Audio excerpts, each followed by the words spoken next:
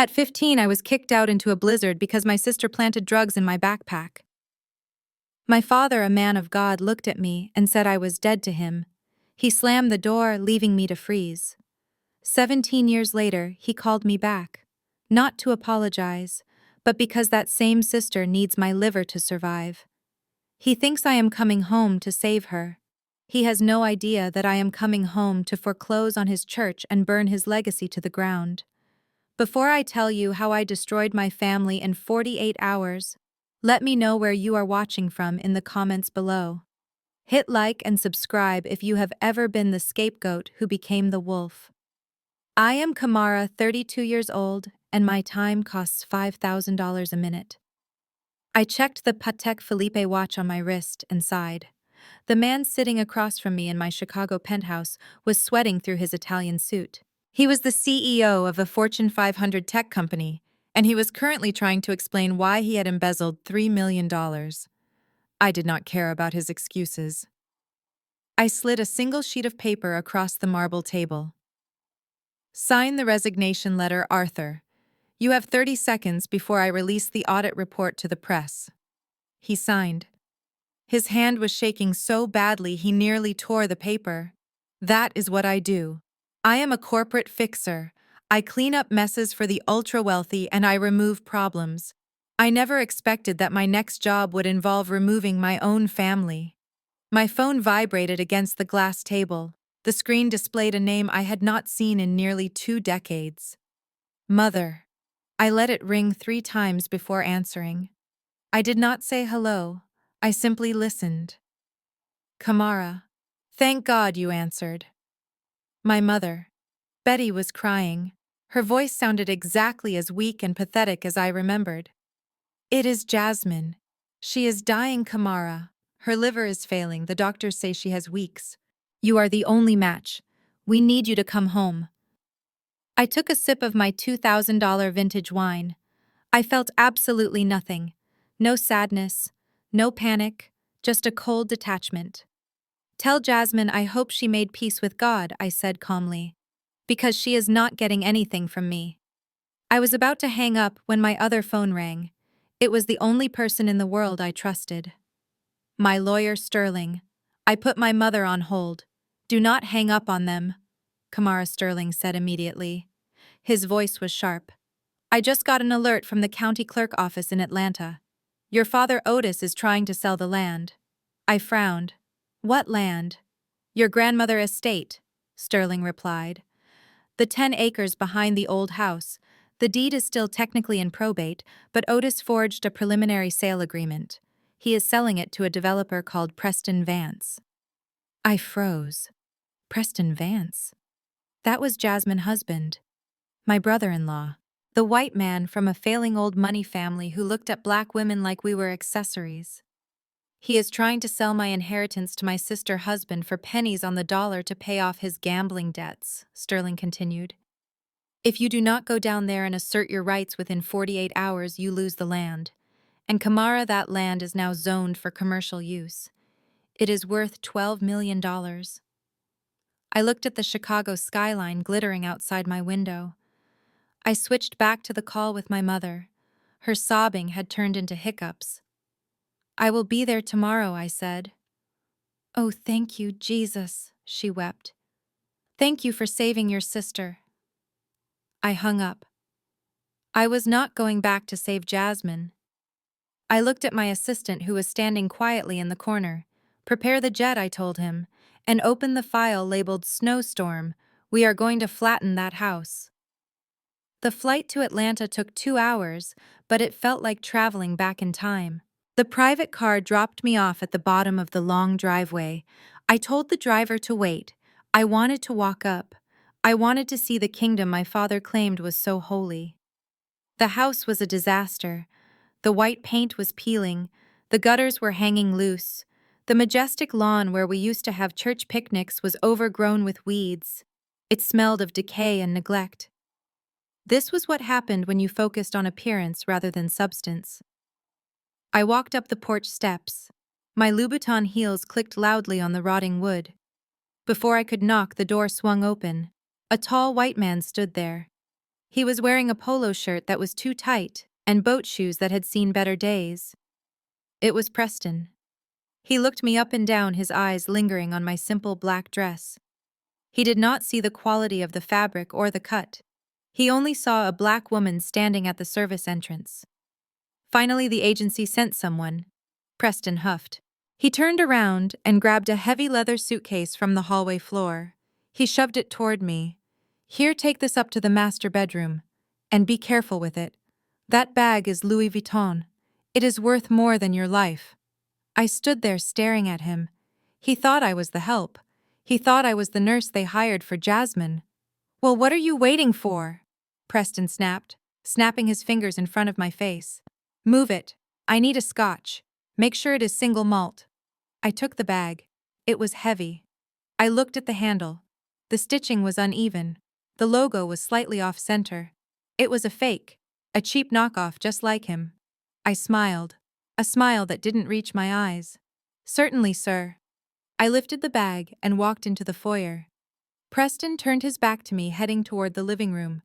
When he was 3 steps away, I opened my hand. Gravity did the rest. The suitcase crashed onto the hardwood floor with a thunderous boom. It sounded like a gunshot. The cheap latch broke instantly, spilling clothes and toiletries everywhere. A bottle of cologne shattered, soaking a pile of white shirts. Preston spun around, his face turning red. Are you insane, you stupid incompetent? I stepped over the mess, my heels crunching on the broken glass. I walked right up to him until I was inches from his face. I could smell the stale alcohol on his breath. Oops, I whispered. My hand slipped. And Preston, that bag is a fake. You can tell by the stitching. Next time, buy the real thing. It lasts longer. Preston's mouth fell open. He looked at me, realizing for the first time that I was not wearing a uniform. He realized he didn't know who I was. Who the hell are you? He stammered. Before I could answer, a booming voice echoed from the kitchen. Preston, stop yelling at the help. We need peace in this house. My father walked in. Otis. He looked older. His hair was gray and his belly pushed against his shirt buttons, but his eyes were the same. Cold. Judgmental. Selfish. He saw me and stopped. There was no joy in his face. No fatherly love. He didn't even hug me. He just looked at his watch. You are late, he said gruffly. Your mother is upstairs changing Jasmine sheets. The kitchen is that way. Make some porridge. Your sister is hungry and she needs strength before the surgery. I felt a laugh bubbling up in my throat. It was a bitter, sharp thing. 17 years. I had built an empire. I had fired CEOs. I owned buildings in 3 different cities. And to him I was still just the servant girl. The scapegoat. I am not here to cook, Otis, I said. My voice was steady, level. Otis narrowed his eyes. Do not start with that attitude, Kamara. You are here to do a duty. God has given you a chance to redeem yourself for the sins of your youth. Now go to the kitchen. I walked past him. I did not go to the kitchen. I walked to the fireplace mantel where the family photos were displayed. There was Jasmine winning a beauty pageant. Jasmine graduating high school. Jasmine and Preston at their wedding. And there in the corner was the family portrait we took when I was 14. I picked it up. The glass was dusty. I looked at the spot where I should have been standing. My face had been cut out. In its place, someone had carefully pasted a photo of a golden retriever. My heart turned to ice. They had literally replaced me with a dog. Otis stepped up behind me, his heavy hand gripping my shoulder. Put that down. That is for family. You lost your place in this family the night you brought drugs into my house. I turned around slowly and looked him dead in the eye. I shrugged his hand off my shoulder as if it were a piece of lint. I didn't bring drugs into this house, Otis, I said softly. And I didn't come back to join your family. I came back to buy it. I dropped the photo frame. It shattered on the floor right next to Preston's fake luggage. Now where is my room? I expect fresh sheets. And tell Preston to clean up this mess. I am allergic to cheap cologne. I walked up the grand staircase that I had not set foot on in 17 years.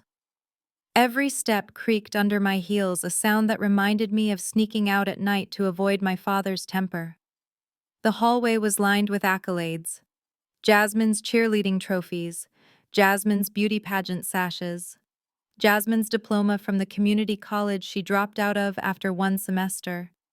There was not a single trace that I had ever lived in this house. It was as if I had been erased from existence long before I was kicked out into the snow. I reached the door to the master suite. Jasmine had taken over our parents' old room, of course. She always got the best of everything. I paused for a moment, steeling myself.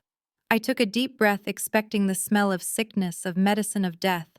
Instead, I smelled something cloyingly sweet: vanilla and strawberries. I pushed the door open. The room was dim, illuminated only by a ring light set up in the corner, casting a soft, flattering glow toward the four-poster bed. And there she was, Jasmine, my sister, the golden child. She was propped up against a mountain of white silk pillows. She was wearing a lace nightgown that looked brand new. Her hair was perfectly brushed, fanned out around her head like a halo. But her face was a masterpiece of deception. I could see the contouring powder she had used to hollow out her cheeks. I could see the pale foundation she had applied to wash out her natural complexion. She didn't look like a dying woman. She looked like an actress preparing for the role of a dying woman. "Kamara," she whispered. Her voice was breathy and weak, a stark contrast to the screeching tone I remembered from our youth. "You came. I knew you would come." I walked into the room but stopped at the foot of the bed. I did not sit down. I did not reach for her hand. I just watched her perform. "Hello, Jasmine," I said, keeping my voice flat. She reached out a hand, her fingers trembling theatrically. "Please come closer. I want to see you. It has been so long. I am so sorry, Kamara, for everything, for the years we lost. I lay here every night praying that God would bring you back so we could be a family again before I go." I took a step closer, but not out of affection. I stepped closer because my eyes had caught something. The room was stuffy, the windows sealed shut. The air freshener plugged into the wall was working overtime, pumping out that vanilla scent. But underneath it, there was a sharp metallic tang that I recognized from my college years. And something else: a fruity, chemical odor. I looked at the nightstand. It was covered in Bible verses and empty medicine bottles that were turned so the labels faced outward. Very staged. But then I looked down at the floor. Just barely visible under the lace dust ruffle of the bed, there was a glint of glass. It was tucked away, hidden in the shadows. I shifted my position slightly. It was a bottle of vodka, cheap vodka. And it was empty. My eyes moved to the trash can by the vanity. Buried under a pile of tissues was a small, colorful cylinder, a disposable vape pen, strawberry-flavored. I looked back at Jasmine. She was dabbing a dry eye with a tissue, sniffling loudly. "The doctors say it is a tragedy." Jasmine sighed, clutching her chest. "An autoimmune disease. My body is attacking itself. It is just bad luck, Kamara. I have lived such a clean life. I go to church. I pray. Why is God testing me like this?" I felt a cold rage building in my chest. Autoimmune disease. That was the lie she was selling. That was the story she told the church to get donations. But I knew what I was looking at. The yellowing of her eyes wasn't from bad luck. The tremor in her hands wasn't from weakness. It was withdrawal. She wasn't sick because of her genetics. She was sick because she had spent the last decade drinking her life away on her parents' dime, and now that her liver was failing, she wanted mine to replace it. "It must be hard," I said, my voice dripping with sarcasm that she completely missed, "to be so innocent and yet suffer so much." "It is," Jasmine nodded eagerly. "But God provides. He brought you back." She sat up a little straighter, abandoning the weak act for a moment as she got to the point. "Kamara, the doctors ran some simulations. They say that because we are sisters, because we share the same blood, the compatibility is incredible. 99%. It is almost unheard of. It is a sign. God designed you for this moment. He saved you from that snowstorm years ago so you could save me today. I stared at her. 99% compatibility. That was a very specific number. A number you could only know if you had run advanced genetic markers. Markers that required blood samples. Markers that required a full medical history. I had not given a blood sample in this state in 17 years. How do you know that, Jasmine? I asked quietly. She froze. Her eyes darted to the left, then back to me. What do you mean? How do you know we are a 99% match? I haven't seen a doctor here. I haven't signed a release form. I haven't given a drop of blood. So how does your doctor know my genetic markers? Jasmine stammered, her pale makeup cracking as she frowned. Well, Mom said, we are sisters. It is obvious. No, it is not obvious. I cut her off. You need my HLA tissue typing. You need my blood type. You need my antigen profile. Those are private medical records, records that are stored in a secure database in Chicago where I live. I leaned over the bed, placing my hands on the mattress looming over her. The smell of stale alcohol wafted off her skin, cutting through the vanilla perfume. Did you steal my medical records, Jasmine? Or did Preston pay someone to hack into the hospital database? Jasmine pulled the covers up to her chin, her eyes widening. You are being paranoid. We just want to save my life. Why are you so selfish? I am your sister. God orchestrated this. I laughed. It was a dry, humorless sound. God didn't orchestrate this, Jasmine. And God didn't put that empty bottle of vodka under your bed. Jasmine's face went from pale to beet red in a second. She gasped. You are seeing things that is old. I stood up straight, brushing invisible dust off my dress. You are not sick from bad luck, Jasmine. You are sick because you are an alcoholic who refuses to take responsibility. And now you want to cut me open to fix your mistakes? Jasmine's face twisted. The sweet, dying sister vanished. In her place was the mean girl who used to lock me in the basement. You owe me, she hissed, her voice strong and venomous. You have everything. You have money. You have the career. You have the life I deserved. I stayed here. I took care of Mom and Dad. I sacrificed my dreams. You owe me this liver. There it was, the truth. I walked to the door. I put my hand on the knob and looked back at her. I don't owe you a thing, Jasmine. And just so you know, obtaining medical records without consent is a federal crime. Tell your husband, I hope he looks good in handcuffs. I slammed the door shut, drowning out her scream of rage. I walked down the hall, taking out my phone. I dialed Sterling. Sterling, I said as I descended the stairs. Add hacking and medical identity theft to the list, and get a private investigator to check the trash cans behind the house. We are going to need proof of the alcohol bottles before the garbage truck comes tomorrow morning. The smell of vanilla in Jasmine's room faded away, replaced instantly by the memory of wet wool and ozone. I closed my eyes, and the warmth of the hallway evaporated. Suddenly, I was 15 years old again, standing in the foyer of this very house, but the air was freezing. It was the night of the blizzard of 2007. The worst snowstorm Atlanta had seen in decades. The wind was howling outside, rattling the window panes like a wild animal trying to break in. But the storm inside the house was far more dangerous. 2 police officers stood in the entryway, shaking snow off their heavy coats. Their radios crackled with static. My father, Otis, stood by the staircase, his face a mask of stone. My mother, Betty, was wringing her hands by the kitchen door. And Jasmine, who was 18, then sat on the velvet sofa, sobbing into a handkerchief. One of the officers held up a clear plastic bag. Inside were jagged crystals that caught the light of the chandelier. Methamphetamine, enough to be considered intent to distribute. We found this in the backpack labeled Kamara Sterling, the officer said, his voice flat and tired.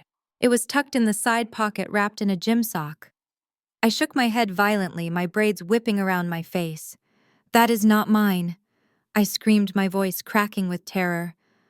I have never seen that before. I swear to God, Daddy, I don't know how it got there. I looked at Jasmine. I begged her with my eyes to speak up. Earlier that day, she had borrowed my backpack because the strap on her designer purse had snapped. She had taken it to meet her boyfriend, the one who always parked his beat-up sedan 2 blocks away. The one who smelled like chemicals and burnt plastic. Jasmine looked up from her handkerchief. Her eyes were red but dry. "I told you, Kamara," she whispered, her voice trembling with fake sorrow. "I told you to stop hanging out with those bad kids at the arcade. I told Mom you were hiding things. Why would you do this to us?" The betrayal hit me harder than a physical blow. My mouth fell open. Jasmine was lying. She was framing me to save herself. The officer looked at my father. "Deacon Sterling, we know you are a pillar of this community. We can take her down to the station, but given her age and the weather, we can release her into your custody pending a hearing. But you need to handle this." "I will handle it," Otis said. His voice was deeper than the thunder rolling outside. "Leave us." The officers nodded and left, closing the heavy oak door. The moment the latch clicked, my father turned to me. He did not ask for my side of the story. He did not ask if I was innocent. He only cared about one thing. "Do you know who I am?" he roared, stepping closer until he towered over me. "I am the head deacon. I am a man of God. And I will not have a drug dealer living under my roof dragging my name through the mud." "Daddy, please!" I cried, tears streaming down my face. Jasmine used my bag. "Check her room. Please just listen to me." "Do not say her name," Otis shouted, striking the banister with his fist. "Your sister is a saint. She is going to college. She is pure. You. You have always been the difficult one. The dark cloud over this family. I knew there was evil in you, Kamara. I saw it the day you were born." He grabbed my arm. His grip was like iron, bruising my skin through my thin sweater. He dragged me toward the front door. "Otis, what are you doing?" my mother cried out, taking a half step forward. "It is 5 degrees below zero out there." "He is casting out the devil," Otis spat. He opened the front door. The wind shrieked, blasting snow into the warm house. "Get out!" he yelled, shoving me. I stumbled, falling hard onto the icy porch steps. The cold bit into my skin like 1,000 needles. I was wearing only jeans and a sweater. No coat, no boots, just sneakers. "Daddy, please! I will freeze!" I screamed, scrambling to my knees. "I do not have a daughter named Kamara," Otis said, looking down at me with eyes devoid of any love. "My daughter is dead to me. Do not come back. Do not call. If I see you near this house again, I will call the police and tell them you broke in." He slammed the door. The sound echoed in the emptiness of the night. Then I heard the deadbolt slide into place. Click. I stood up, shivering violently. The snow was falling so fast I could barely see the street. I hammered on the door with my frozen fists. Mom, please let me in. I didn't do it." I backed away from the porch, looking up at the living room window. The warm yellow light spilled out onto the snow. I saw a silhouette move the curtain. It was my mother. Our eyes met through the glass. She saw me hugging myself, shivering in the deadly cold. She saw her 15-year-old child facing death. I waited for her to run to the door. I waited for her to choose me. Instead, she looked at me for one long second. Then she slowly reached up and pulled the heavy velvet curtains shut. The light vanished. She chose her comfort. She chose her husband. She chose the lie. I turned around and walked into the darkness alone. The memory released me. I gasped, sucking in the air of the present day. I was back in the hallway holding the phone. My knuckles were white. I walked down the stairs. Otis was still standing in the kitchen holding a glass of water, looking self-righteous.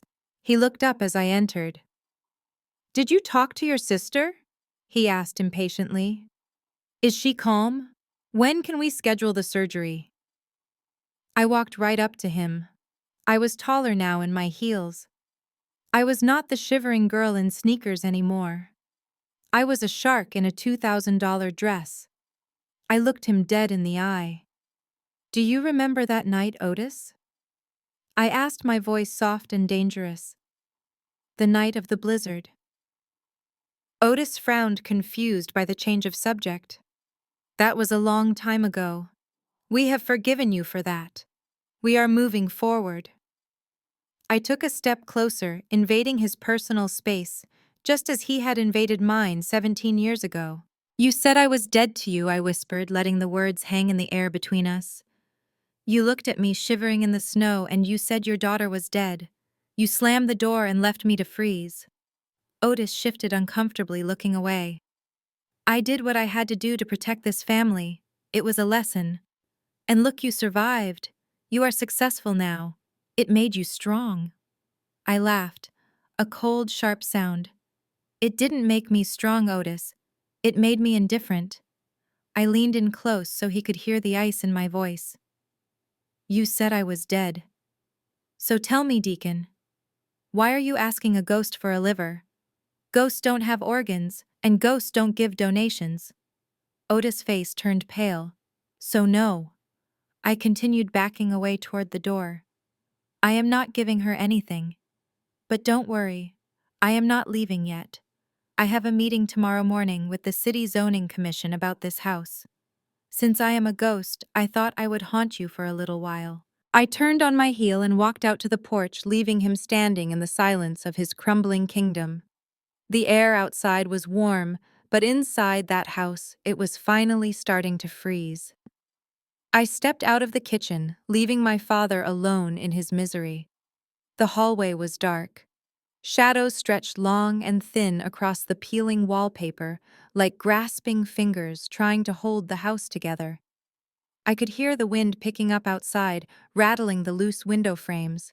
It was the sound of decay. I headed toward the guest room, where I had left my luggage. I just wanted to close the door, lock it, and make a few phone calls to my team in New York. I needed to accelerate the foreclosure process. But as I rounded the corner near the library, a figure stepped out from the shadows blocking my path. It was Preston. He had changed out of his messy clothes into a fresh linen suit, but he still looked disheveled. His face was flushed with drink, and his eyes had a glazed, frantic look to them. He leaned against the doorframe, trying to look casual, trying to look like the lord of the manor. But I saw him for what he was. A desperate man standing on a sinking ship. Going somewhere, Kamara? He asked, his voice thick with false charm. I stopped, keeping a safe distance. I did not want his cheap cologne anywhere near me. I am going to bed, Preston. Move. He did not move. Instead, he reached into his jacket pocket and pulled out a checkbook. He tapped it against his palm, a slow, rhythmic sound in the quiet hallway. You know I have been thinking about you, he said, taking a step closer. It must be hard coming back here, seeing how well we are doing, seeing the life you could have had if you had just followed the rules. I almost laughed out loud. How well they were doing. The house was literally rotting around us, but his delusion was structural. It was load-bearing. If he admitted the truth, the whole roof would collapse on his head. What do you want, Preston? I asked, checking my watch. My time is expensive. He chuckled, shaking his head. Always the hustler. I respect that. Look, I know why you are really here. You are not here for family. You are here because you are broke. He opened the checkbook and uncapped a gold pen. Mom told me you are doing some freelance consulting work in Chicago, he said, sneering at the word freelance. We all know what that means. It means unemployed. It means you are living gig to gig, probably barely making rent. He scribbled something on the check, ripped it out with a flourish, and held it out to me. $50,000, he said. I looked at the piece of paper. It trembled slightly in his hand. Take it, he urged, pushing it toward my chest. Consider it reparations, compensation for your tragic childhood, or a down payment on a new life. All you have to do is sign the consent forms tomorrow. Give Jasmine the liver, take the money, and go back to whatever hole you crawled out of. I stared at the check. $50,000. It was a lot of money to most people. To Preston, it was probably the last of his liquidity. To me, it was what I spent on a weekend trip to the Maldives. I reached out and took the check. Preston smiled a smug, satisfied grin. He thought he had won. He thought everyone had a price, and that mine was cheap. Smart girl, he said. I knew you would be reasonable. Cash it quickly, though. I move money around often for investments. I held the check up to the dim light. I looked at the signature. It was shaky. You know, Preston, I said, keeping my voice low and conversational. I have a rule about business. Always do your due diligence on the counterparty.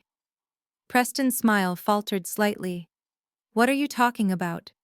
I folded the check neatly in half, then in half again. I am talking about Vance Industries, I said. Preston went rigid.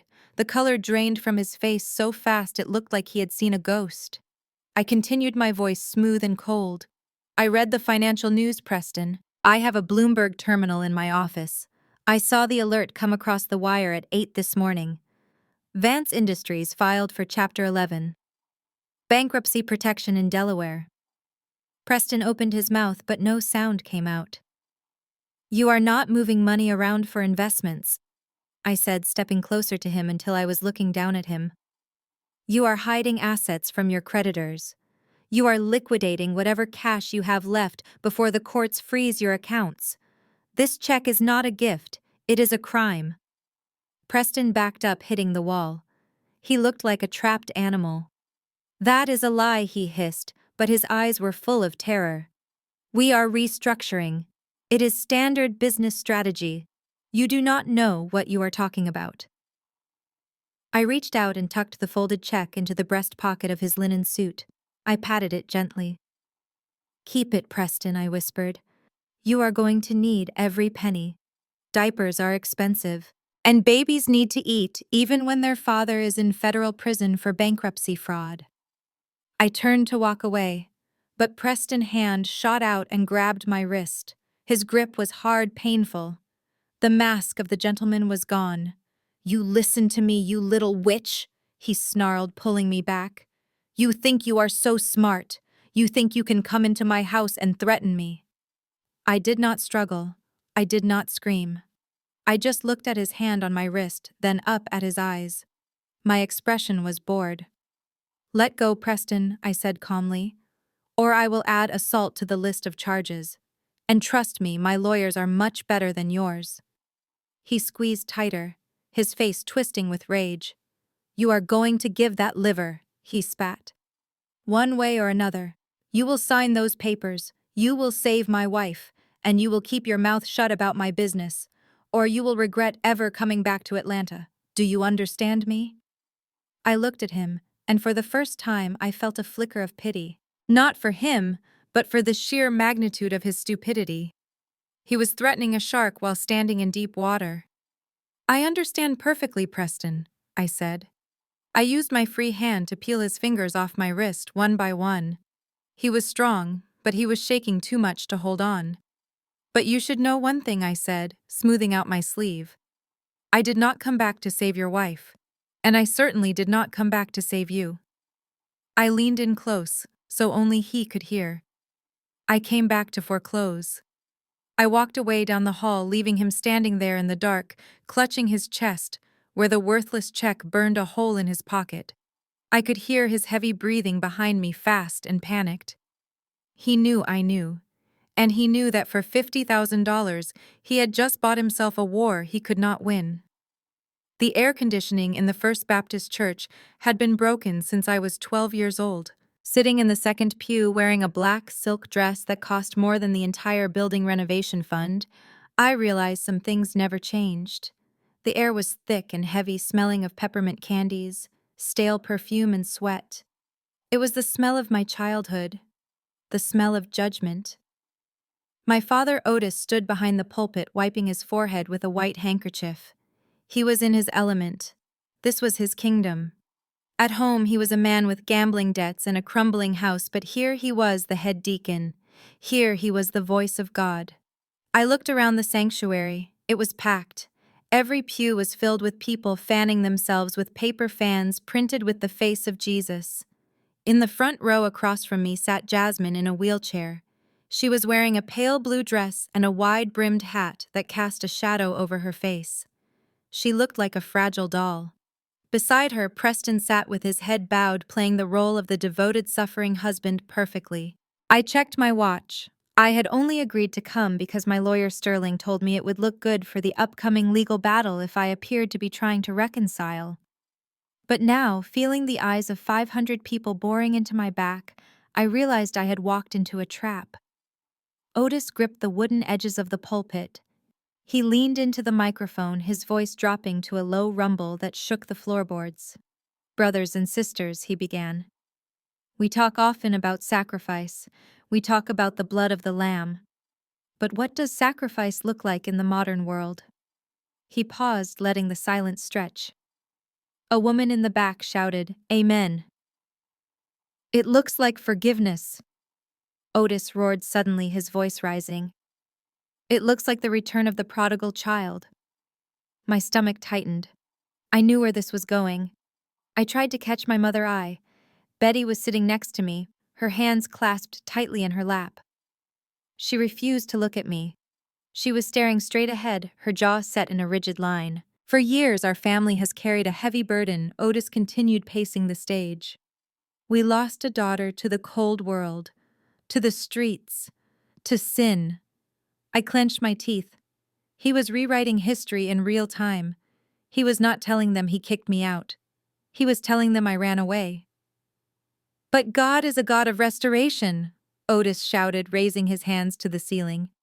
"Hallelujah," the crowd responded. "And today I stand before you with a heart full of joy, because the lost sheep has returned." Otis pointed a shaking finger directly at me. 500 heads turned. The weight of their attention felt physical, like a heavy blanket thrown over my head. "Stand up," Kamara Otis commanded. I did not want to stand. I wanted to walk out. But if I walked out now, I would be the villain they all thought I was. I stood up slowly, my legs feeling stiff. "Look at her," Otis said, his voice cracking with fake emotion. "She has come back to us not just to reconcile, but to give a gift of life. As many of you know, my beloved Jasmine is sick. She is fighting a battle that no young mother should have to fight." Preston reached over and held Jasmine's hand. Jasmine dabbed her eyes with a tissue. A collective sigh of sympathy swept through the room. But yesterday, Otis boomed. Yesterday, a miracle happened. My daughter Kamara came to me and said, "Daddy, I want to save my sister. I want to give her a part of myself." My blood ran cold. The room started to spin. I had never said that. I had explicitly refused. "Ladies and gentlemen," Otis announced, his voice triumphant, "Kamara has agreed to be a living liver donor for her sister. She is going to lay down her body to save her family. That is the power of redemption. That is the power of God, love." The church erupted. It was not just applause, it was a roar. People jumped to their feet. The organist hit a high chord. The choir started clapping. "Praise God," a woman behind me shouted, grabbing my shoulder and shaking me.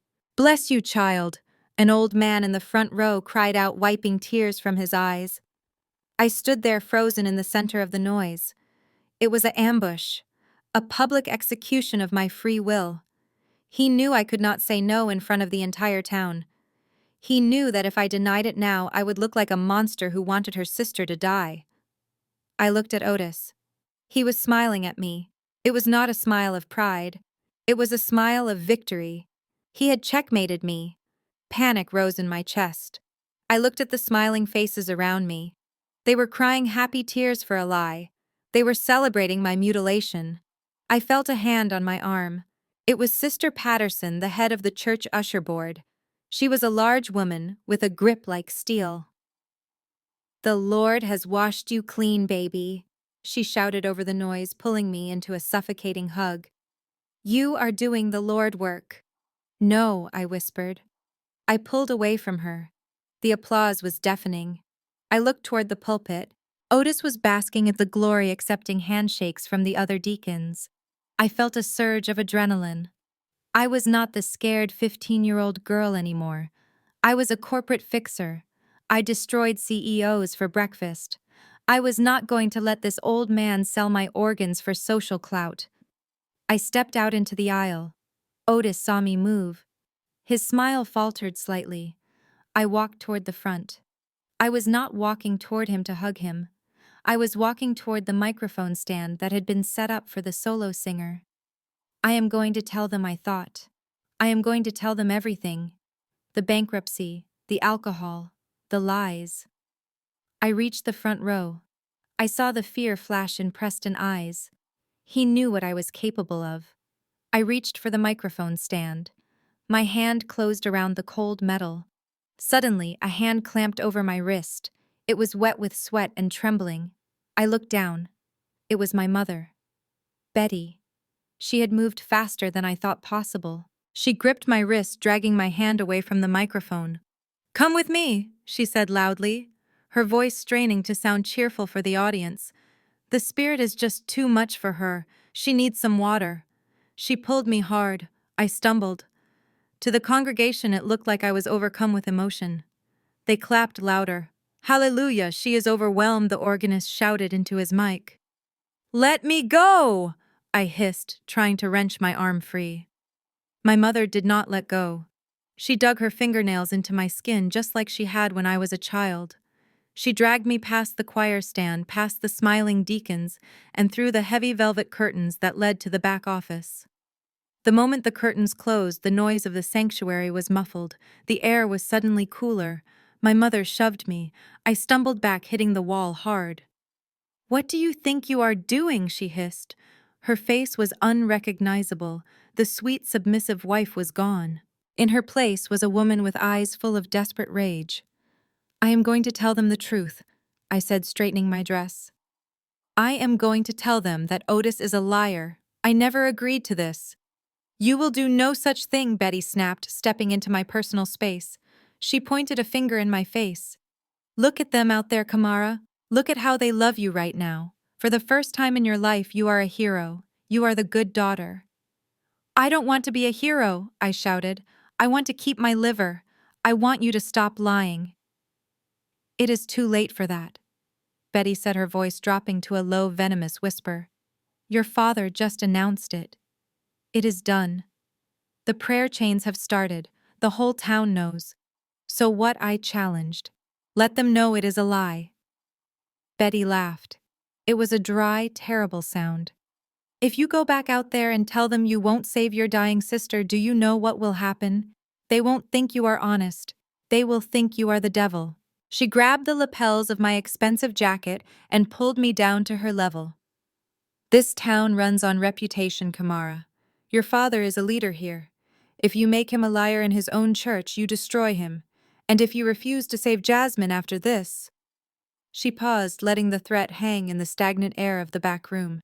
"If you refuse now, you won't just be the girl who ran away. You will be a pariah. No one will do business with you. No one will sell you gas. No one will look you in the eye. They will spit on you in the street." I stared at her. This was my mother, the woman who was supposed to protect me. She was threatening me with social annihilation to cover up her husband's lies. "Is that what you care about?" I whispered. "What the neighbors think?" "I care about survival," Betty said, releasing me and smoothing her skirt. "We have to live here, Kamara. You can fly back to your fancy tower in Chicago, but we have to live here." She reached for the door handle to go back out to the applause. She looked back at me one last time, her eyes cold and hard as flint. "So you have a choice. You can go out there, smile, and be the saint they think you are. Or you can tell the truth and watch this whole town tear you apart piece by piece. Now fix your face. We have a miracle to sell." St. Jude. Private Medical Center did not smell like a hospital. It smelled like money. The floors were Italian marble, and the air was scented with eucalyptus rather than antiseptic.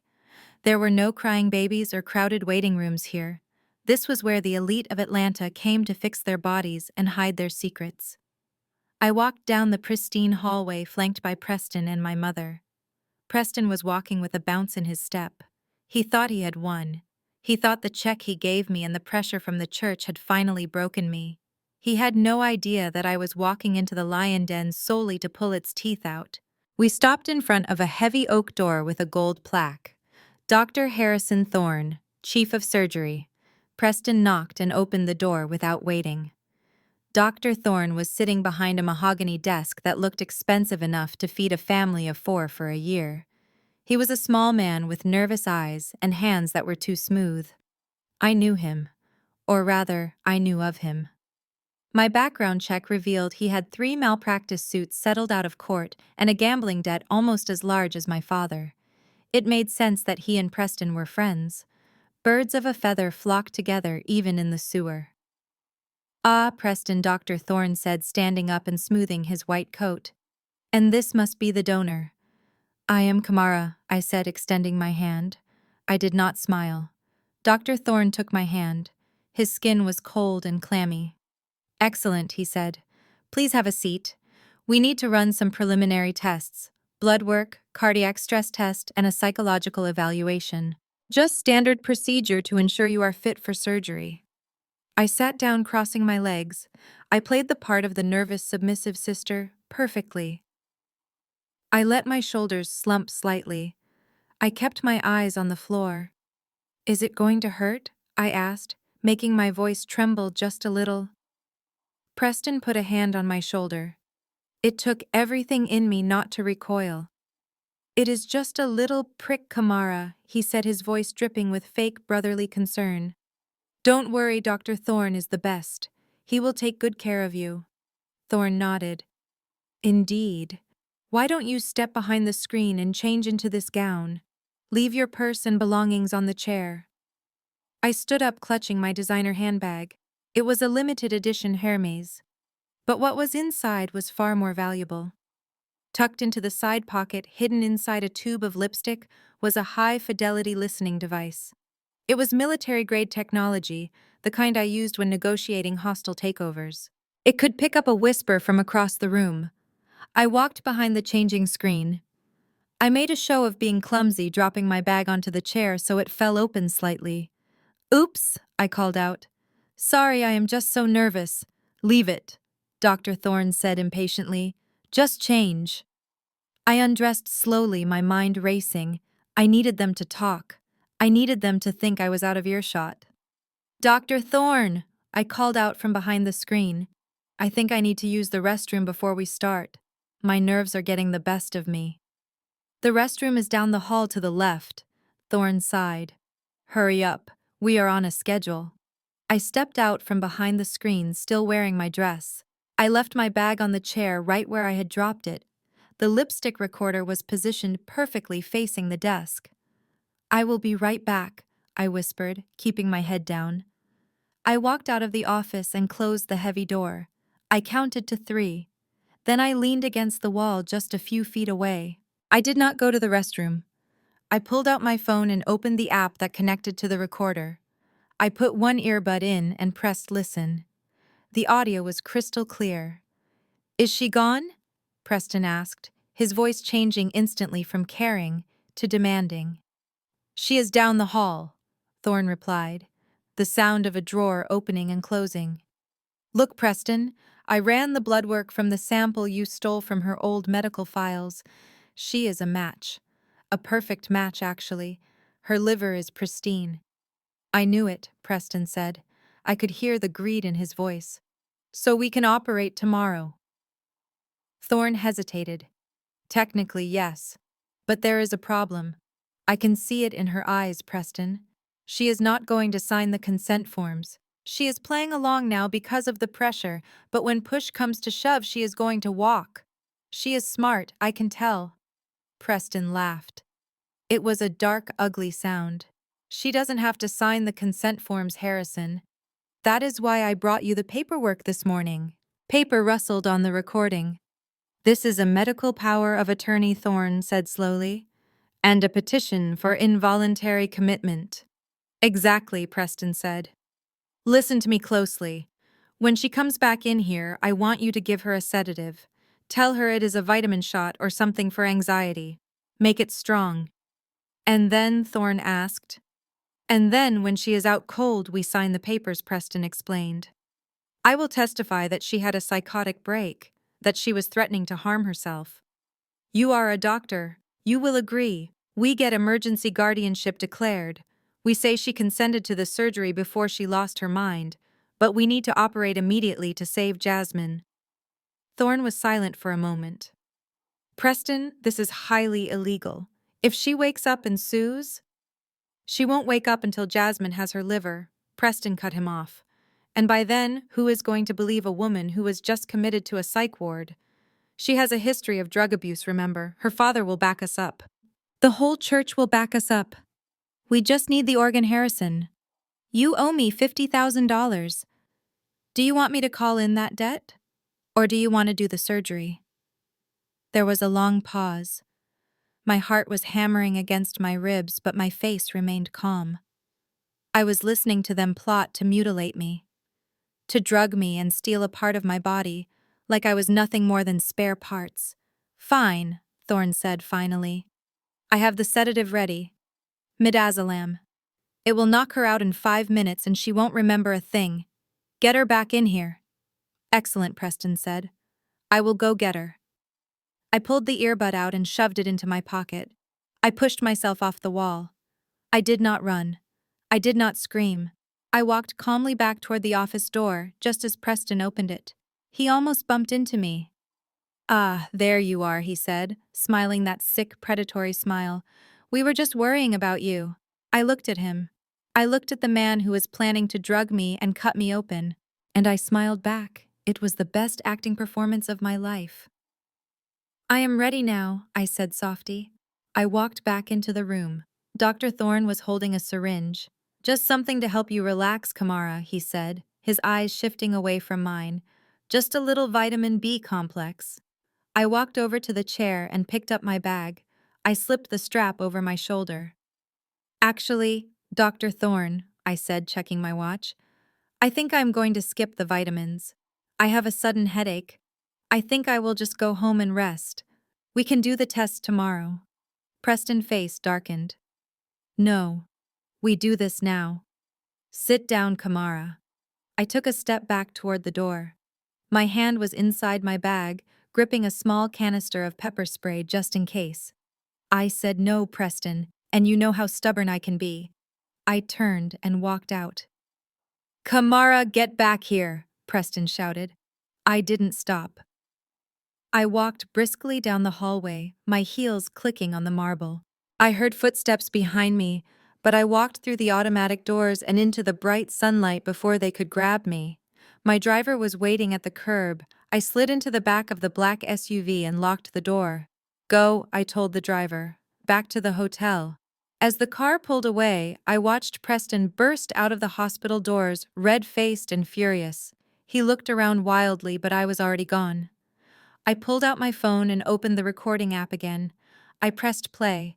I will testify that she had a psychotic break. We just need the organ. You owe me $50,000. The voices filled the quiet cabin of the luxury car. It was damning. It was irrefutable. It was the end of Dr. Harrison Thorne's medical career. And it was a felony charge for Preston Vance. Conspiracy to commit bodily harm, kidnapping, medical fraud. I leaned back in the leather seat. Most people would be shaking. Most people would be crying after hearing their own brother-in-law plot to drug and butcher them. But I was not most people. I was the storm they had invited back home. I looked out the window at the passing city of Atlanta. A slow, cold smile spread across my face. I am not going to give this tape to the police yet, I whispered to the empty air. Not yet. I am going to save it for the party. I tapped the screen and forwarded the audio file to Sterling, my lawyer, with a simple subject line. Checkmate. The grandfather clock in the hallway struck 2 a.m., but sleep was a luxury I could not afford. I was sitting at the small vanity desk in the guest room, the glow of my laptop screen illuminating the darkness. On the screen was a dossier my team in New York had just sent over. It contained tax returns, bank statements, and a trail of digital breadcrumbs that proved my mother, Betty Sterling, was not just a victim of my father bullying. She was an active participant in his fraud. I heard the floorboards creak outside my door. It was a distinctive sound. The third plank from the left. I knew that creak better than I knew my own heartbeat. It was the sound of my mother checking on us when we were children, or more accurately, checking on Jasmine. The doorknob turned slowly. The door creaked open, slicing a wedge of yellow hallway light across the room. My mother stood there. She was wearing her old floral bathrobe, the one she had worn for 20 years. In her hand, she held a mug of steaming hot chocolate. It was a weaponized nostalgia. She knew hot chocolate was my comfort drink when I was 10 years old. She was bringing a childhood memory to a war zone. "May I come in, Kamara?" she asked, her voice soft and trembling. I did not turn around. I kept my eyes on the laptop screen, watching the numbers that proved she had signed off on the withdrawal of $20,000 from the church charity fund. "You are already inside, Betty," I said coldly. She stepped in and closed the door softly behind her. She placed the mug on the nightstand. The smell of cheap cocoa powder filled the air, clashing with the expensive perfume I wore as armor. "I couldn't sleep," she said, sitting on the edge of the bed. "I was worrying about you. You looked so tired at the hospital today, and then running off like that. I just wanted to make sure you were all right." I spun my chair around to face her. Her face was scrubbed clean of makeup, revealing the lines of worry and bitterness etched around her mouth. She looked small, harmless, but I knew better. "I am fine," I said. "What do you want, Mother?" Betty sighed, clasping her hands in her lap. She looked down at her fingers, avoiding my gaze. "I brought the papers," she whispered. She reached into the deep pocket of her robe and pulled out a folded document. It was the consent form for the liver transplant, the one Dr. Thorne and Preston had tried to drug me into signing. "We don't have time for games anymore, Kamara," she said, her voice gaining a little strength. "Jasmine is getting worse. She needs to be prepped for surgery by tomorrow morning." I looked at the papers, then up at her face. "So, you are asking me to cut myself open," I said. "You are asking me to risk my life, for her." "It is not a risk," Betty insisted, leaning forward. "It is a procedure. You are strong, Kamara. You have always been the strong one. You are built like an ox, just like your grandfather. You can take it." I flinched internally. Built like an ox. That was her code for ugly, for masculine, for unlovable. "But Jasmine," she continued, her eyes misting over with performative tears. "Jasmine is delicate. She is like a flower. She wasn't made for suffering. She needs to be whole, Kamara. She has a husband. She has a reputation. She is the face of this family." I sat very still. The cruelty of her words was breathtaking. "So because she is pretty, she deserves my liver?" I asked, my voice flat. Betty waved her hand dismissively. "Don't be dramatic. It is not about pretty. It is about roles. God gave everyone a role. He gave Jasmine the light. He gave her the charm, the grace, the ability to make people feel good. That is her gift. And he gave you—" She paused, struggling to find a compliment that wasn't an insult. "He gave you resilience," she finished. "He gave you a thick skin. You don't need people to look at you the way they look at Jasmine. You are fine being alone. You are fine in the shadows. That is why this makes sense. You give her what she needs to shine, and you go back to your life. You won't even miss a piece of your liver. You are too tough to miss it." I felt a crack in my chest, a deep hairline fracture in the wall I had built around my heart. Even after all these years, part of me had still hoped that she had closed the curtains that night because she was scared, not because she didn't care. I stood up and walked over to her. I loomed over her, sitting on the bed. "Mother," I said quietly, "look at me." She looked up, her eyes darting nervously. "Do you love me?" I asked. The question hung in the air, heavy and suffocating. Betty blinked. "Of course I love you. You are my daughter." "Do you love me?" I repeated louder. "Or do you just tolerate me? Do you love me, or do you love the fact that I might be useful to your golden child?" Betty's mouth tightened. She stood up, facing me. Her softness evaporated. "Why do you always have to make everything so difficult, Kamara?" she snapped. "This is why your father gets so angry. You always want to talk about feelings. You always want to dig up the past."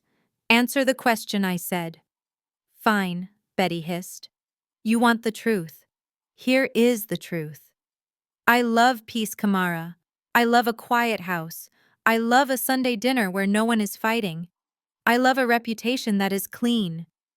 She took a step closer, poking a finger into my chest. And you are not peace. You are a storm. You have been a storm since the day you were born. You are loud. You are opinionated. You are difficult. Every time you walk into a room, I have to hold my breath, waiting for disaster. Jasmine brings me joy. You bring me headaches. So no, I don't love the way you make me feel. But if you sign this paper, if you save her, if you save this family from embarrassment, then maybe I can finally look at you without wishing you were someone else. The silence that followed was absolute. It was the most honest thing she had ever said to me. She didn't love me. She loved her comfort. And my existence was uncomfortable for her. I nodded slowly. The crack in my heart didn't break me. It calcified. It turned into diamond. Hard. Unbreakable. Cold. Okay, I whispered. Betty's eyes widened. Okay. You mean, you will do it? I walked over to my desk. I picked up a pen. Yes, I said. You are right. I am the strong one. I am the one who handles the hard things, so I will give you what you want. I will give you peace. Betty clapped her hands together, a look of pure relief washing over her face. Oh, thank God. Oh, Kamara, thank you. You are doing the right thing. Finally. She practically ran to the bed, grabbed the consent form, and smoothed it out on the nightstand. Sign right here, she said, pointing to the bottom line. Just sign and we can wake up from this nightmare. I walked over to the nightstand. I looked at the medical form.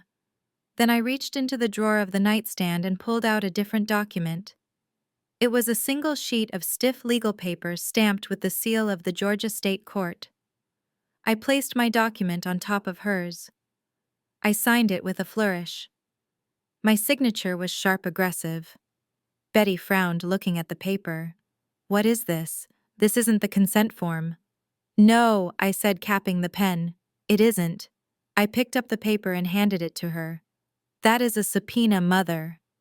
Betty took the paper, her hands shaking. A what? A subpoena. I explained, my voice devoid of any emotion. You see, I agreed with you. You said you love peace. You said you want a quiet life where no one fights. I walked to the door and opened it wide. That document summons you to testify in federal court regarding the embezzlement of the church charity funds. It also names you as a co-conspirator in the fraud case against Otis Sterling. Betty dropped the paper. Her face went gray. You can't do this. I am your mother. I smiled. A smile that didn't reach my eyes. I know. And as your daughter, I am giving you exactly what you asked for. Prison is very quiet, Mother. You will have a lot of peace there. No storms, no difficult daughters, just 4 walls and silence. Betty started to hyperventilate. She reached out to grab me, but I stepped back into the hallway. Good night, Mother, I said. Don't drink the cocoa. It has gone cold.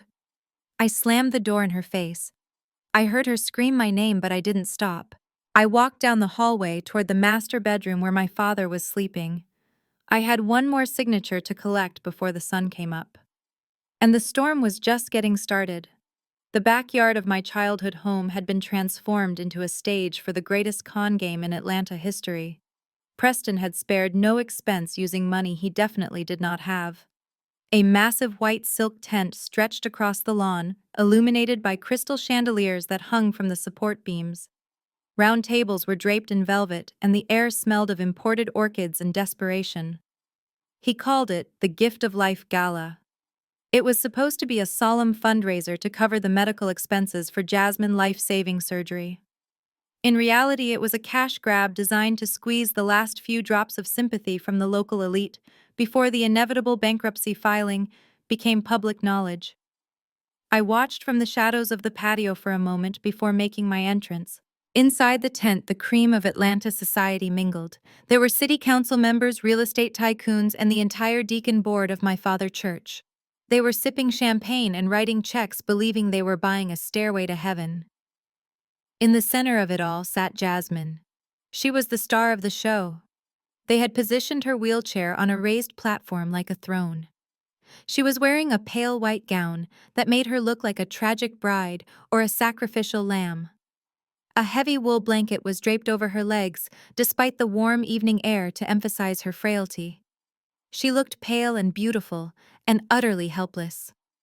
Every few minutes she would cough delicately into a lace handkerchief, and a fresh wave of pity would ripple through the crowd. Standing beside her was Preston, playing the role of the devastated but strong husband. He was wearing a tuxedo that fit him a little too tightly around the waist. He held a microphone in one hand and a glass of scotch in the other. "My wife is a fighter," Preston announced, his voice cracking with rehearsed emotion. "She is fighting for every breath. But the medical bills are overwhelming. The insurance companies have turned their backs on us. That is why we need you. We need our community." A murmur of sympathy went through the tent. I saw a woman in diamonds wipe a tear from her eye and reach for her checkbook. It was disgusting. It was brilliant. And it was about to end. I stepped out of the shadows. I had spent the last 2 hours preparing for this moment. I was not the servant girl in the black shift dress anymore. I was not the scared teenager in the snow. I was wearing Versace. The dress was a deep crimson silk, the color of fresh blood. It was strapless, fitted perfectly to my body with a slit that ran up to my thigh, showing off my strong legs. It was a dress that screamed power. It was a dress that demanded attention. Around my neck hung a necklace of cascading diamonds that glittered like ice under the chandeliers. It was worth $500,000 more than the entire mortgage of this house. I walked onto the grass. The sound of my heels sinking slightly into the turf was lost under the music of the string quartet. But my presence was not lost. It started as a ripple. The guests near the entrance stopped talking. They turned to look. Then the people next to them turned. Like a wave crashing against the shore, silence swept through the tent. The string quartet trailed off. The clinking of glasses stopped. All eyes were on the woman in the red dress walking through the sea of black and white tuxedos. I kept my head high, my expression cool and unreadable. I walked straight down the center aisle toward the stage. The crowd parted for me instinctively, sensing that I was not someone to be blocked. I saw my father Otis drop a canapé mid-bite. His jaw went slack. Beside him, my mother Betty looked like she was going to faint. She grabbed his arm for support, her eyes wide with terror. They didn't recognize me at first. I looked too expensive, too confident. But then the realization hit them, and the fear in their eyes was delicious. On the stage, Preston froze. He lowered the microphone. Jasmine sat up straighter in her wheelchair, her miraculous frailty forgotten for a second as she glared at me with pure jealousy. I stopped 10 feet from the stage. I stood with my hands on my hips, posing like I was on a runway in Milan. I let them look. I let them see the diamonds. I let them see the glowing skin. I let them see the woman who had survived their winter. Preston recovered first. Anger flashed across his face, replacing the sorrowful husband act. He handed the microphone to a waiter and stormed down the steps of the stage. He marched toward me, his face red. He stopped inches from me, trying to use his height to intimidate me. But I was wearing 4-inch stilettos. We were eye to eye. "What do you think you are doing?" he hissed, keeping his voice low so the donors wouldn't hear. I smiled. It was a bright, dangerous smile.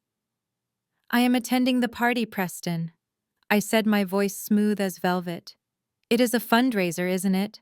I thought I would stop by and see what my family is selling today." Preston grabbed my upper arm. His fingers dug into my skin, but I didn't flinch. "You are making a scene," he whispered furiously. "Look at you. You look like a harlot, wearing red to a charity event. Have you no shame?" I looked down at his hand on my arm, then back up at his face. "Take your hand off me, Preston," I said. "This silk is imported. Your sweaty palms are going to stain it." He released me as if burned, But he didn't back down. He looked me up and down, sneering at the necklace. "Who did you borrow those from?" he mocked. "Or did you rent them? Is that what you did, Kamara? You spent your last dime renting a costume to try and upstage your dying sister."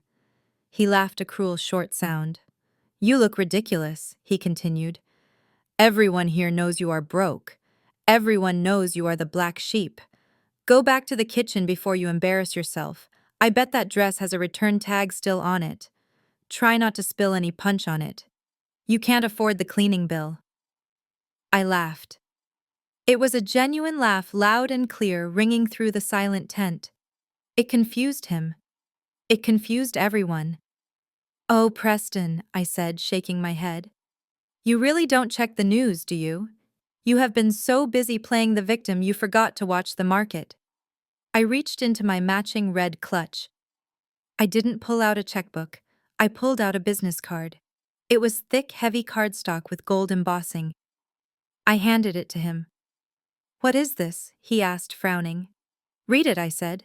He squinted at the card in the dim light. "Apex Event Management," he read aloud. "So what?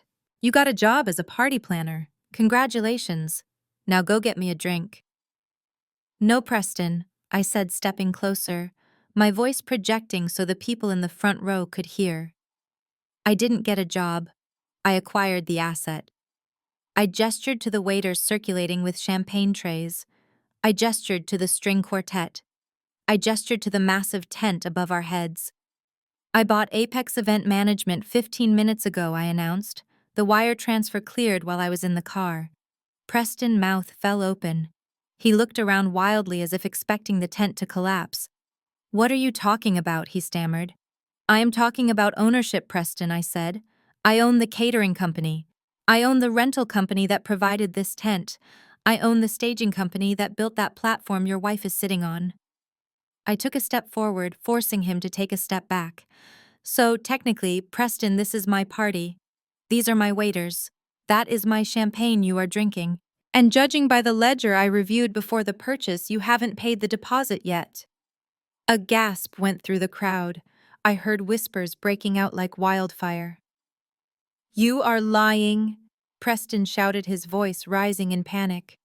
"You don't have that kind of money." I signaled to the head waiter, a man named Charles, who had been looking at Preston with disdain all evening. Charles nodded at me respectfully. "Ms. Sterling," Charles said loudly, "shall I cut off the bar service? The account is currently in arrears." Preston turned pale. He looked at Charles, then back at me. The reality was sinking in. The black sheep wasn't just back. She was the shepherd, and she was about to lead them all to the slaughter. I smiled at Preston one last time. "No, Charles, keep the champagne flowing," I said. I looked past Preston directly at Jasmine, who was gripping the arms of her wheelchair so hard her knuckles were white. "Let them drink," I said. "They're going to need something to wash down the truth I am about to serve." I walked past Preston, brushing his shoulder with mine. I headed straight for the stage. I was not going to the kitchen. I was going to the microphone. And the party was just getting started. The wooden steps of the stage felt solid beneath my feet. Every step was a declaration of war. I reached the podium and gripped the cold metal of the microphone stand. The feedback squealed for a split second, a sharp, high-pitched sound that made the wealthy guests in the front row flinch. But no one looked away. They were captivated. They were watching the woman in the blood-red dress who had just claimed to own the very ground they stood on. I looked out at the sea of faces. I saw curiosity. I saw judgment. And in the eyes of my family, I saw pure, unadulterated terror. Preston was still standing at the foot of the stairs, his mouth opening and closing like a fish out of water. Jasmine was gripping the armrests of her wheelchair so tightly I thought they might snap. But it was my father, Otis, who moved first. He charged up the stairs from the side entrance. His face was a mask of furious desperation. He moved faster than I had seen him move in years, fueled by the panic of losing his grip on the narrative. He reached the podium and grabbed my arm. His fingers dug into my flesh, painful and possessive. "Get down!" he hissed, his voice shaking with rage. "Get down right now before I drag you down. You are drunk. You are making a fool of yourself." I didn't move. I didn't pull away. I leaned into the microphone so my voice boomed across the silent garden. "I am perfectly sober, Father, and I think the only fool here is the man trying to silence the owner of the venue." A gasp rippled through the crowd. Otis flinched as if I had slapped him. He tried to cover the microphone with his hand, forcing a strained smile toward the audience. "Ladies and gentlemen," he shouted over me, sweat beading on his forehead, "please forgive my daughter. As I mentioned, she has had a hard life. She is clearly having an episode. The stress of her sister's illness has been too much for her fragile mind." He pulled at me again, trying to physically force me away from the podium. "Security!" he yelled, looking around wildly. "Charles, get her off the stage." Charles, the head waiter standing by the champagne tower, crossed his arms and did not move. He looked at Otis with a cold, professional indifference. He knew who signed his paycheck now. Otis' face turned a dangerous shade of purple. He realized he had lost control of the staff. He realized he was alone. "I am your father!" Otis roared, abandoning the microphone and screaming directly in my face. "You will obey me. Get off this stage and go to your room, or so help me God, I will." He raised his hand. It was a reflex, a muscle memory from my childhood. He was about to strike me in front of 200 of Atlanta's most powerful citizens. I didn't flinch. I dared him with my eyes. "Do it," I thought. "Hit me. Let them see who you really are." But before his hand could fall, a sound cut through the tension like a knife. It was not a scream. It was not a shout. It was the heavy, authoritative thud of a car door slamming shut, followed by a silence so profound it felt like the air had been sucked out of the tent. Heads turned toward the main entrance of the garden. The crowd parted instinctively, creating a wide path down the center aisle. It was the kind of deference usually reserved for royalty or something far more dangerous. Walking down that path was a woman. She was in her 60s, but she moved with the energy of a predator. She wore a charcoal gray suit that was tailored to perfection. Her silver hair was pulled back in a severe, elegant bun. She carried a cane not because she needed it, but because it looked like a scepter. It was Judge Olivia Sterling, the most feared federal judge in the state of Georgia, the woman who had sent senators to prison, the woman whose gavel sounded like thunder. Otis' hand froze in midair. His anger evaporated, replaced instantly by a sycophantic fear. He lowered his hand and smoothed his jacket. "Judge Sterling," he stammered, his voice pitching up an octave. "What? What an honor! We didn't expect you. Please come up. We have a seat for you in the VIP section." Otis thought she was a donor. He thought she was here to write a check. He was already calculating how much money he could get from her. Judge Sterling did not look at him. She did not look at the crowd. Her steel-gray eyes were locked on me. She walked straight to the stage, climbing the stairs with a slow, deliberate rhythm. The clicking of her cane on the wood echoed in the silence. She stopped next to me. She looked at Otis, who was practically bowing. "Deacon Otis," she said. Her voice was low and raspy, a voice that commanded absolute attention.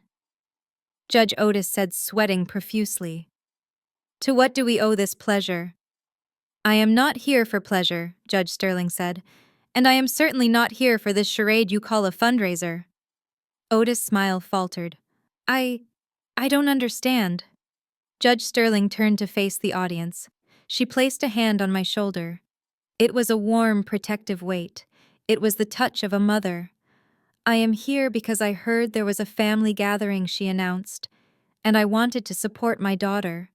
Confusion rippled through the crowd.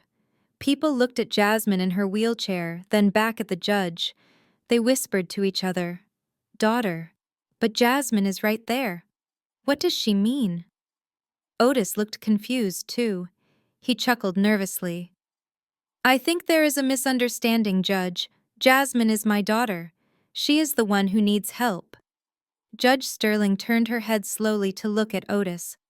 Her expression was one of utter contempt. "I am not talking about Jasmine," she said. She tightened her grip on my shoulder, pulling me slightly closer. "I am talking about Kamara." Otis blinked. He looked at me, then back at the judge. His brain could not process the information. "Kamara?" He laughed, a short, breathless sound. "Kamara is… well, she is Kamara. She is my daughter." "No," Judge Sterling said. Her voice was like a gavel strike. "She was your daughter, Otis, until the night you threw her out into a blizzard like a bag of garbage." A collective gasp went through the tent. It was louder this time. Shocked, horrified. Otis' face went pale. He took a step back. You know about that," he whispered. "I know everything," Judge Sterling said, stepping toward him. "I know because I am the one who found her. I am the one who scraped her off the pavement when she was half frozen. I am the one who sat by her hospital bed while she shivered and cried for a mother who never came." She gestured to me. "I adopted her, Otis. I gave her my name. I gave her the education you denied her. I gave her the love you were too selfish to provide. She is Kamara Sterling, and she is my daughter in every way that matters."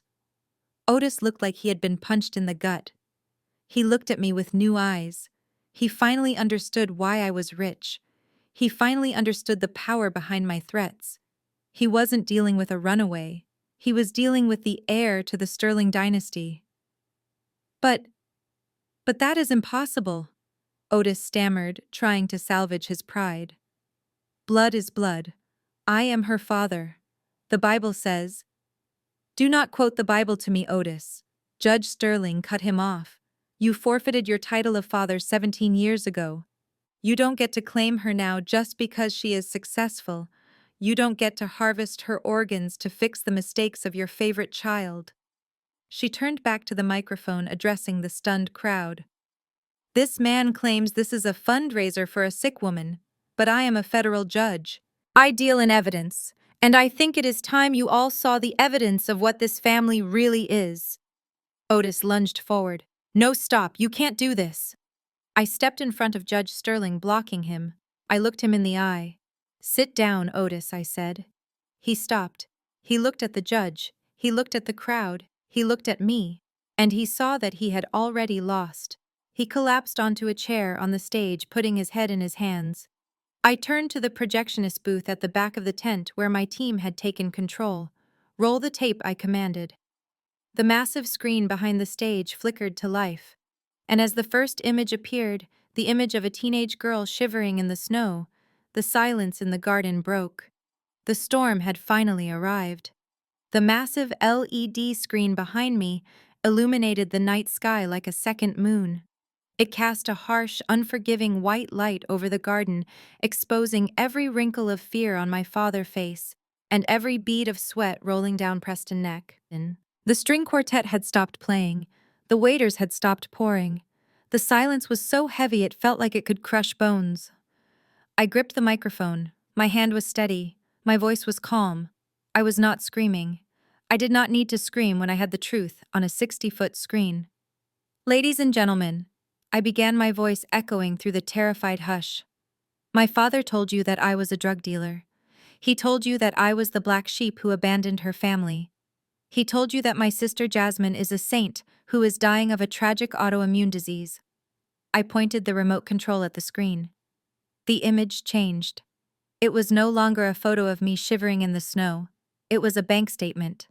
A very detailed, very recent bank statement from the First National Bank of Atlanta.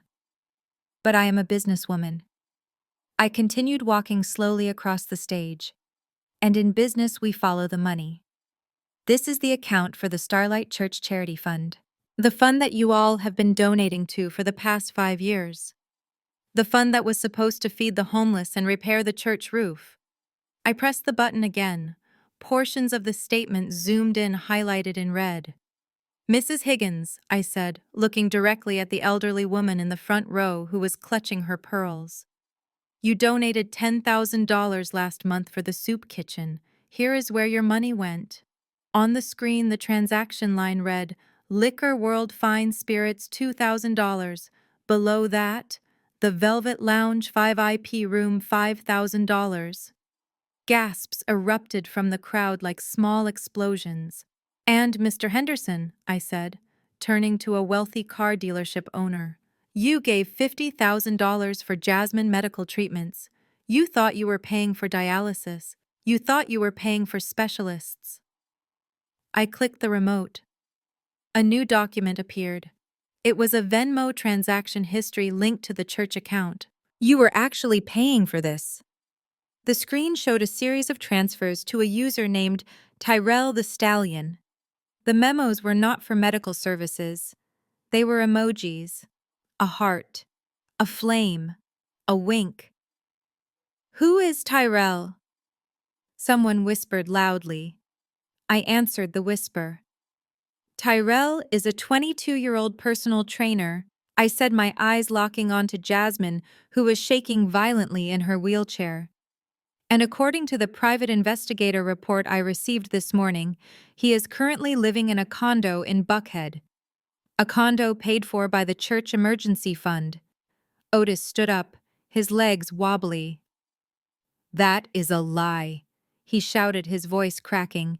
That is a fabrication. You hacked the bank. I ignored him. I pressed the button again. The bank statements vanished. In their place, a handwritten page appeared. The handwriting was looped and childish with little hearts dotting the I's. It was unmistakable. Everyone in the church knew that handwriting. It was Jasmine handwriting. She wrote the church bulletin every Sunday. This is a page from Jasmine Diary, I announced. My team recovered it from the trash can behind the house this morning along with the empty vodka bottles. I turned to read the screen, my voice projecting clear and sharp. October 14th, 2007. Dear Diary, I almost got caught today.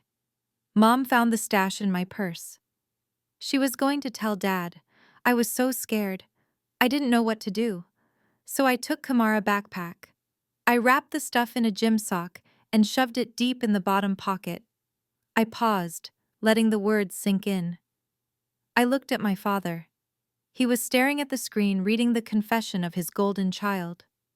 His mouth was open, but no sound came out. I continued reading. When the police came, I cried. I cried so hard they believed me. Dad was so angry at Kamara. He threw her out in the snow. I felt bad for a second watching her freeze on the porch. But then I realized it was better her than me. Dad would never forgive a drug addict, but he can forgive a victim. Goodbye, Kamara. Thanks for taking the fall. The silence in the tent was absolute. It was the silence of a worldview shattering. Otis fell back into his chair. He looked at Jasmine. For 17 years, he had hated me. He had cursed my name. He had treated me like a criminal. And the real criminal had been sleeping down the hall, eating at his table and spending his money. You knew, Otis whispered, his voice barely audible. You knew.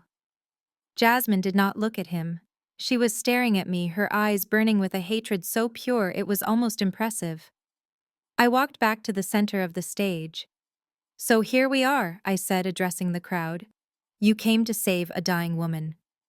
But Jasmine is not dying of a disease. Her liver is failing because she has spent the last 10 years drinking your donations and partying with her boyfriend while her husband looked the other way.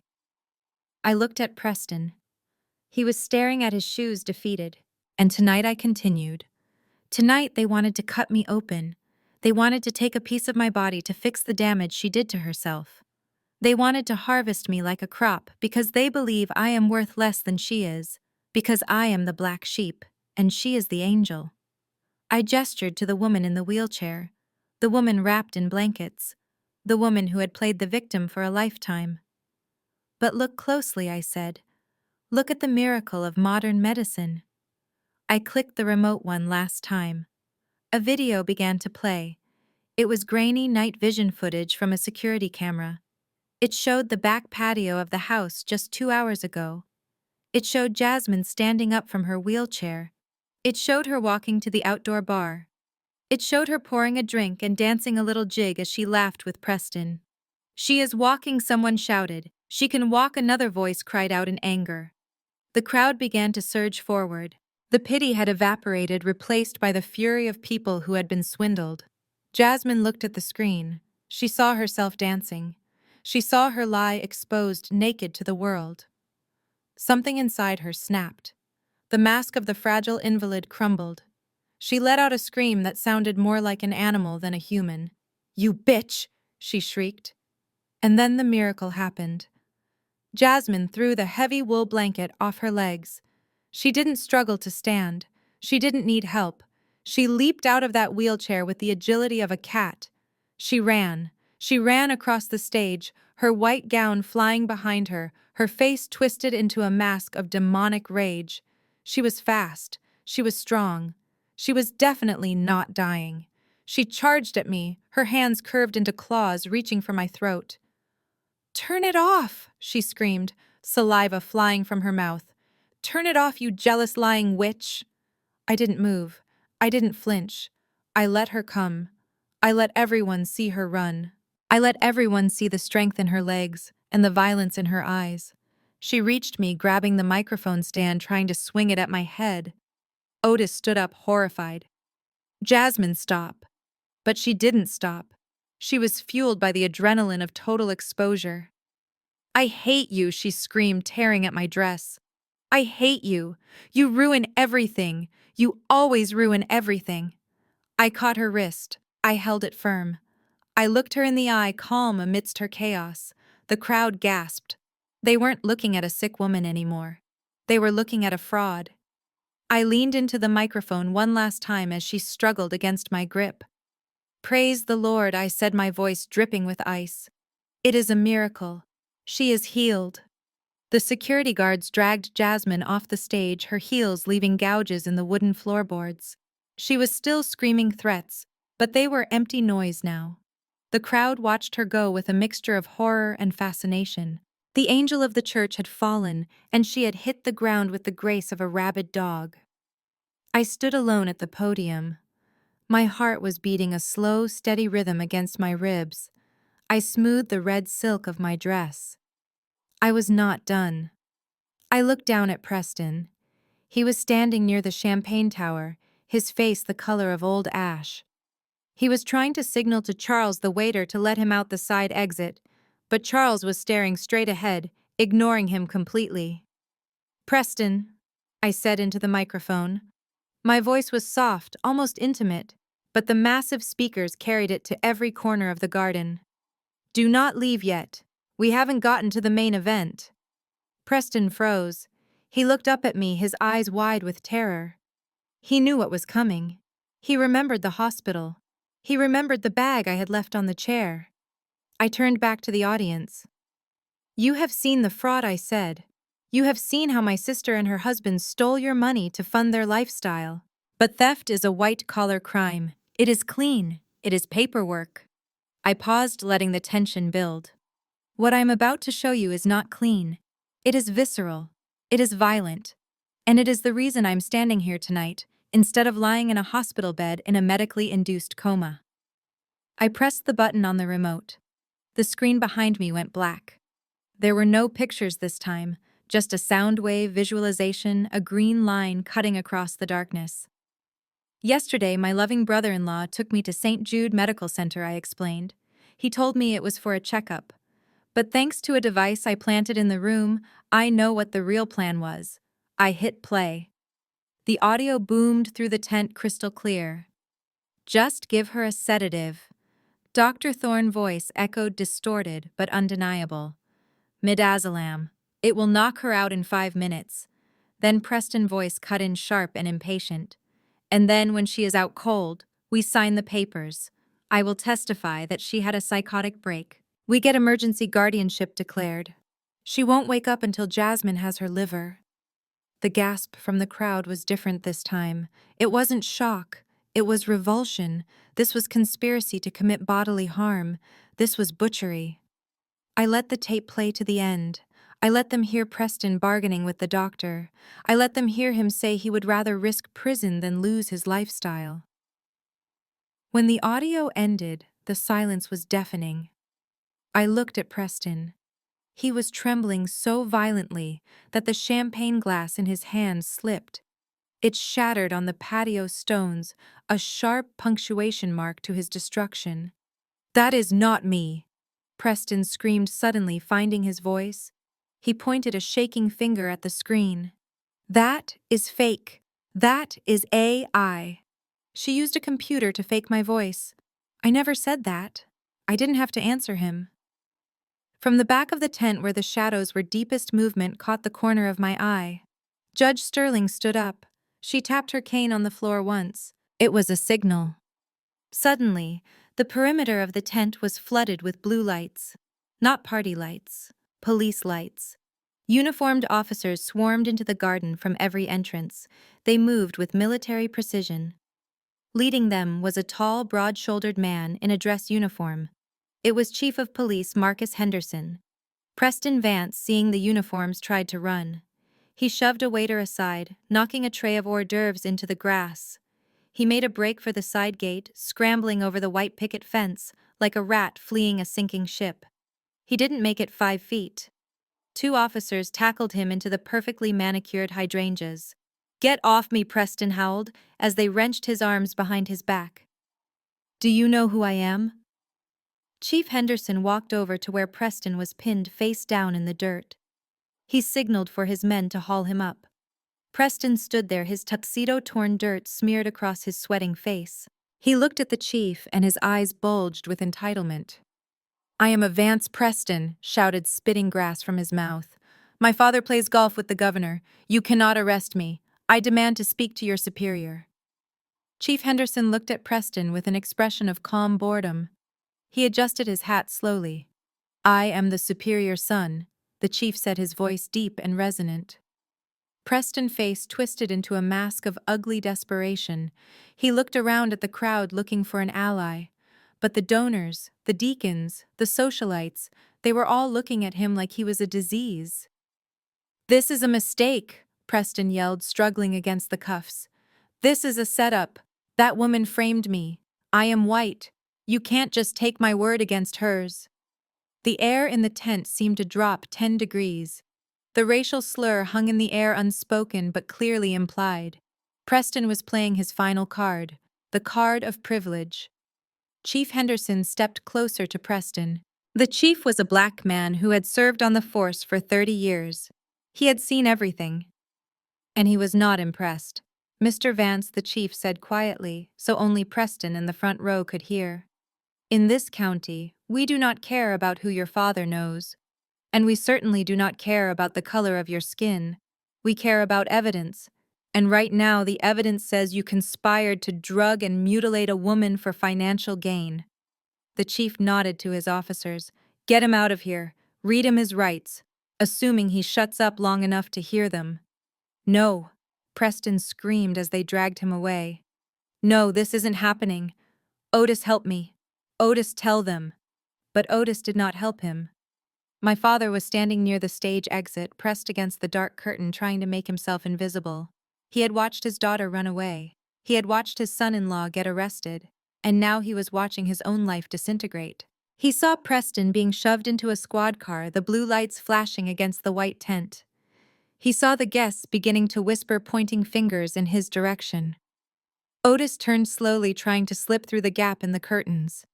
He wanted to run back to the house, back to his office, back to a bottle of whiskey where he could pretend none of this was real. He took one step into the darkness. "Not so fast, Otis," I said into the microphone. My voice stopped him dead in his tracks. It was like a lasso tightening around his neck. Otis froze. He didn't turn around. His shoulders hunched up as if waiting for a blow. I stepped down from the stage. The crowd parted for me again. I walked slowly toward him, my red dress flowing around me like liquid fire. I reached him and placed a hand on his shoulder. He flinched violently. "Where are you going, Dad?" I asked, my voice dripping with false sweetness. "The party isn't over, and we have so much to discuss." Otis turned around slowly. His face was gray. His eyes were hollow. "Kamara, please," he whispered. "Not here. Not in front of the church. I smiled. Especially in front of the church, I said. I leaned in close so only he could hear me. Preston is going to prison for assault. Jasmine is going to face fraud charges for the charity money. But you, Otis, you are the head of this house. You are the captain of this ship. I pointed toward the looming silhouette of the mansion behind us, the house where he had kicked me out, the house where he had erased my face from the photos. We need to talk about the house, I said. Otis blinked confusion clouding his fear. The house.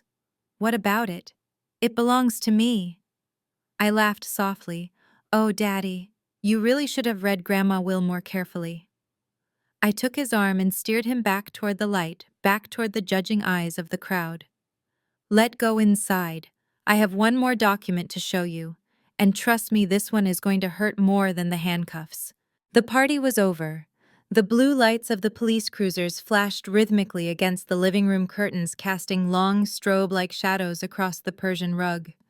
Outside, the last of the wealthy guests were hurrying to their cars, desperate to distance themselves from the scandal. Inside, the air was thick with the smell of disaster. Preston was gone, taken away in the back of a squad car. Jasmine was sitting on the velvet sofa, sobbing into her hands, her mascara running down her face in black streaks. She looked like a melted candle. My mother Betty sat beside her, staring blankly at the wall, as if her mind had simply shut down. But my father Otis was pacing. He walked back and forth in front of the fireplace like a caged tiger. His tuxedo was unbuttoned, his tie hanging loose around his neck. He was breathing hard, his chest heaving with a mixture of panic and rage. He stopped suddenly and pointed a trembling finger at me. I was standing by the window, holding a glass of water, watching the police lights fade into the distance. "Get out!"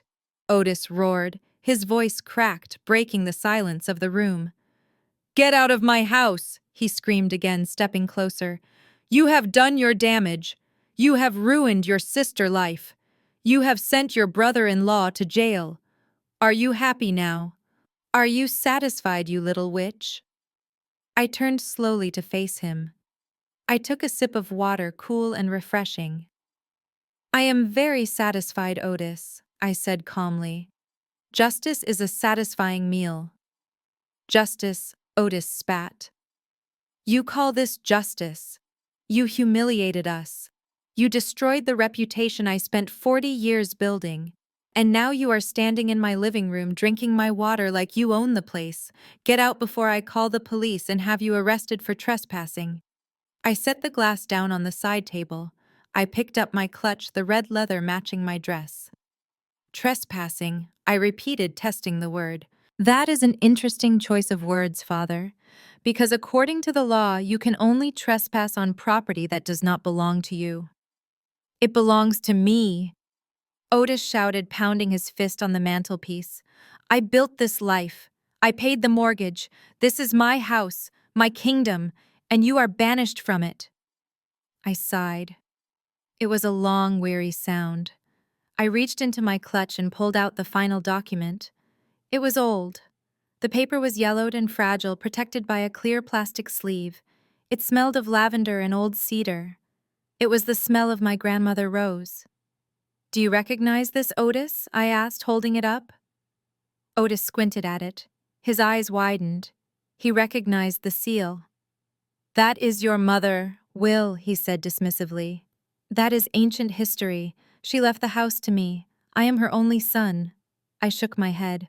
"No, Otis, you really should have read the fine print. Grandma Rose never trusted you. She knew you had a gambling problem even back then. She knew you would gamble away her legacy, if given the chance." I walked over to the lamp and held the document under the light so he could see the faded typewriter ink. "Grandma set up a living trust," I explained.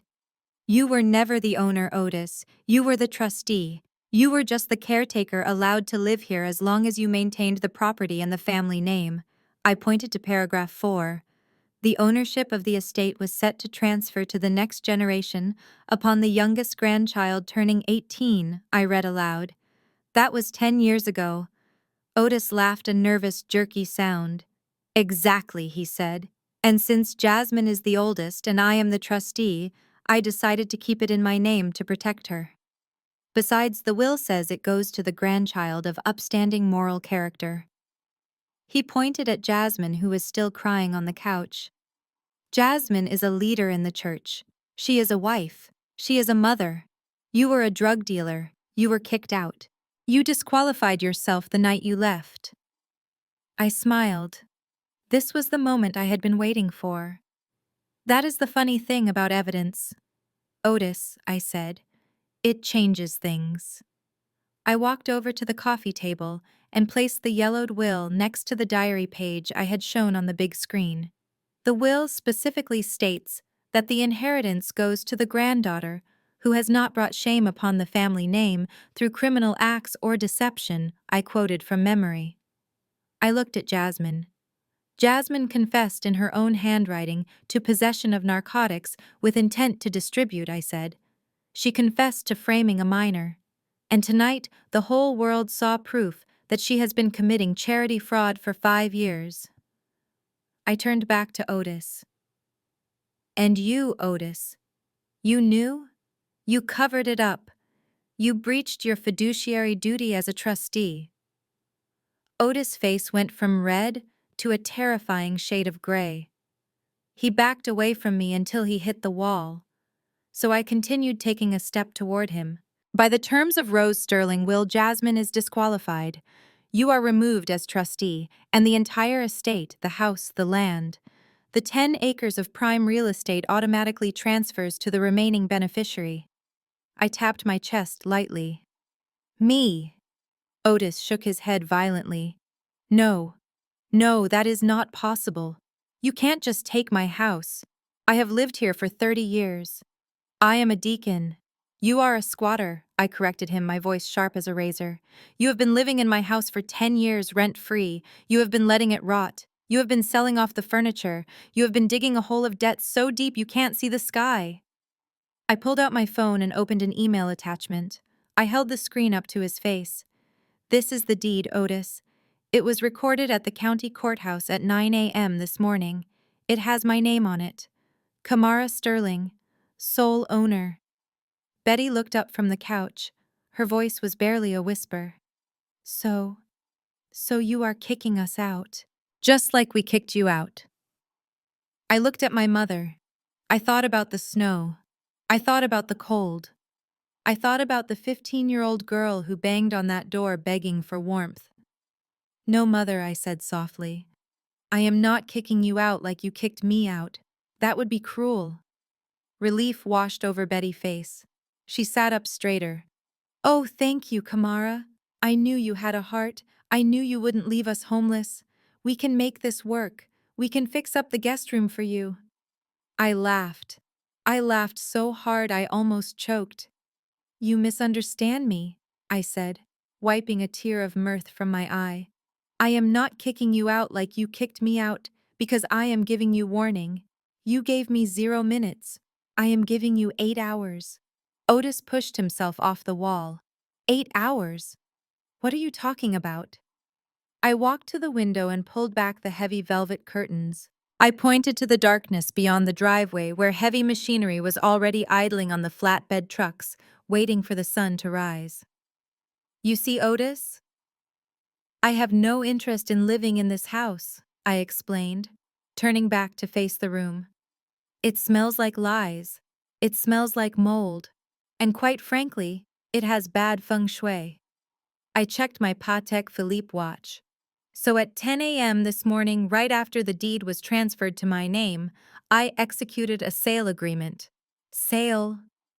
Otis gasped. You sold the house. To who? Who would buy this place in one day? I smiled a predator smile. Walmart, I said. The silence in the room was absolute. Jasmine stopped crying. Betty's mouth fell open. Walmart. Otis whispered. Yes, I continued. Apparently they have been trying to rezone this area for a supercenter for years, but the Historical Society kept blocking them. But since I am the owner, and I have friends on the city council, we managed to push through an emergency demolition permit. They need a parking lot, Otis. A big one. I walked to the front door and opened it wide, letting the night air rush in. The bulldozers start at 8 a.m. sharp, I said.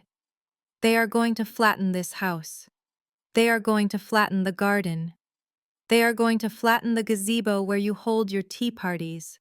By noon tomorrow, the Sterling family legacy will be a pile of rubble destined for a landfill. I looked at my family one last time. So if I were you, I would start packing. You can take whatever fits in your car. Everything else belongs to the pavement. Otis fell to his knees. He didn't pray. He just wept. He wept for his house. He wept for his pride. He wept because he realized that the stone the builder refused had not just become the head cornerstone, it had become the wrecking ball. I walked out onto the porch. My heels clicked on the wood. "Tick-tock, Otis," I called back over my shoulder. 7 hours and 59 minutes left. The blue lights of the police cruisers were the only illumination left in the living room, spinning rhythmically across the walls like a strobe light in a nightmare. The silence that followed the chaos was heavy and suffocating. Preston was gone. My father was broken, kneeling on the floor. And then there was Jasmine. For 35 years, Jasmine had been the sun around which this family orbited. She was the beauty queen, the saint, the fragile flower that needed to be protected at all costs. But as I looked at her now, huddled on the velvet sofa, she did not look like a queen. She looked like a ruin. Her white gown was torn at the hem from where she had tried to run. Her hair, which had been perfectly coiffed, was now a tangled mess sticking to her tear-stained cheeks. She was shaking not from cold and not from fear, but from the violent withdrawal that was beginning to claw at her system now that the adrenaline was fading. She looked up at me. Her eyes were red-rimmed and wild. She looked around the room, realizing for the first time that her audience was gone. The donors were gone. Her husband was gone. Her protection was gone. "You did this," she hissed. Her voice was hoarse, a rasping sound that lacked its usual manipulative sweetness. "You planned this whole thing. You came back just to destroy me." I stood by the fireplace watching her with the detached curiosity of a scientist observing a specimen. "I didn't destroy you, Jasmine," I said calmly. "I just turned on the lights. You destroyed yourself the moment you decided to trade your dignity for a bottle of vodka and a lie." Jasmine laughed a high-pitched manic sound. She stood up, swaying unsteadily on her feet. She walked toward the liquor cabinet, her hands reaching out automatically for a drink. "You don't know anything," she spat. "You don't know what it is like to be me. The pressure, the expectations, everyone always looking at me expecting perfection. I needed a release. I needed something to take the edge off." She grabbed a crystal decanter of whiskey, but before she could pour it, I stepped forward and knocked it from her hand. The crystal shattered on the hardwood floor, splashing amber liquid over her expensive shoes. "No more," I said. "The bar is closed, Jasmine, and frankly, you can't afford the tab." Jasmine stared at the broken glass, then up at me with pure hatred. "I don't need your permission," she screamed. "I have my own money. I have the charity fund." I shook my head slowly. "You have nothing," I corrected her. I pulled out my phone and tapped the screen, holding it up so she could see. "While you were busy running across the stage, my team sent the evidence of your fraud to the bank," I explained. "Your accounts are frozen, Jasmine. Every single one of them. The church fund, your joint account with Preston. Even that secret savings account you thought no one knew about. It is all locked down pending a federal investigation." Jasmine's face went white. She patted her dress, looking for her phone. She pulled it out and started tapping frantically. "I will call Tyrell," she muttered, her fingers flying across the screen. "He loves me. He has money. We will go to Miami. We will start over." I watched her dial. I watched her wait. I watched the call go straight to voicemail. She dialed again, and again. "He is not going to answer, Jasmine," I said softly. She looked up, panic rising in her chest. "Why? What did you do to him?" "I didn't do anything," I said. Tyrell watched the live stream. "He saw you get exposed. He saw Preston get arrested. And being a smart young man with a survival instinct, He realized that his sugar mama was now a liability. I took a step closer. My private investigator tells me Tyrell cleared out his condo an hour ago, I continued. He took the TV, he took the jewelry you bought him, and he took his car. He is gone, Jasmine. And he blocked your number. The phone slipped from Jasmine's fingers and hit the floor with a dull thud. She looked around the room, realizing she was truly trapped. No husband, no lover, no money, no parents to bail her out. She looked at Otis, who was still staring catatonically at the floor. "Daddy," she whimpered. "Daddy, do something. She is lying. Fix it." Otis didn't move. He didn't even blink. He was mourning the loss of his house, and for the first time in his life he could not hear her. Jasmine turned back to me. The anger in her eyes dissolved, replaced by a desperate, pathetic cunning. She smoothed her hair. She forced a smile onto her face, a grotesque parody of her pageant smile. "Kamara," she said, her voice taking on a wheedling tone. "Look, I know we have had our differences. I know I wasn't the best sister. But we are blood. We are family." I crossed my arms, waiting. "You are rich," she continued, taking a step toward me. "I saw your dress. I saw that necklace. You have millions. You own companies. This is just a game to you, isn't it? You proved your point. You won. Congratulations." She fell to her knees in front of me. She reached out and grabbed the hem of my red dress. "Please, Kamara," she begged. "Just help me out. I need to get out of town before the police come back with a warrant for me. I need a fresh start." She looked up at me, tears streaming down her face. "Just give me $10,000, she whispered. "That is nothing to you. It is like pocket change, just 10,000. I will disappear. I will go to California. You will never see me again. I promise. Just give me a chance to survive." I looked down at her. The golden child, the girl who had everything I ever wanted, the girl who had watched me freeze on the porch and felt nothing. Now she was on her knees begging for scraps. It would be so easy to write her a check. It would be so easy to make her go away. But I was not here to make things easy. I was here to make things right. I reached into my clutch. Jasmine's eyes lit up. She saw the movement. She thought she had won. She thought that deep down I was still the desperate little sister seeking approval. "Oh, thank you," she breathed. "Thank you, Kamara. I knew you loved me." I opened my wallet. I bypassed the black credit card. I bypassed the stack of $100 bills. My fingers closed around a single crumpled piece of paper. I pulled it out. I dropped it. It fluttered through the air, slowly drifting down until it landed on the floor right in front of Jasmine's knees. It was a $5 bill. Jasmine stared at it. She looked up at me, confusion warring with insult on her face. $5, she whispered. "What is this?" I looked her dead in the eye. "It is a bus ticket, Jasmine," I said, my voice cold as the grave. "There is a free rehab center 3 towns over," I continued. "It is state-funded. They take people with no insurance and no money. They will help you detox from the alcohol. They will help you get clean." Jasmine, jaw dropped. You want me to go to a homeless shelter? I am Jasmine Sterling. I am a lady. You are a criminal and an addict, I said, cutting her off. And right now, that $5 is the only asset you have in the world. I turned my head toward the front door, where 2 large uniformed officers had just appeared. They had returned with a warrant. Not for the house. For her. "Officers," I called out, pointing at the woman on the floor. "She is all yours." Jasmine scrambled back, crabbing across the floor, away from the police. "No," she screamed. "No, you can't take me. Kamara, give me the money. Give me the money, you witch." The officers grabbed her.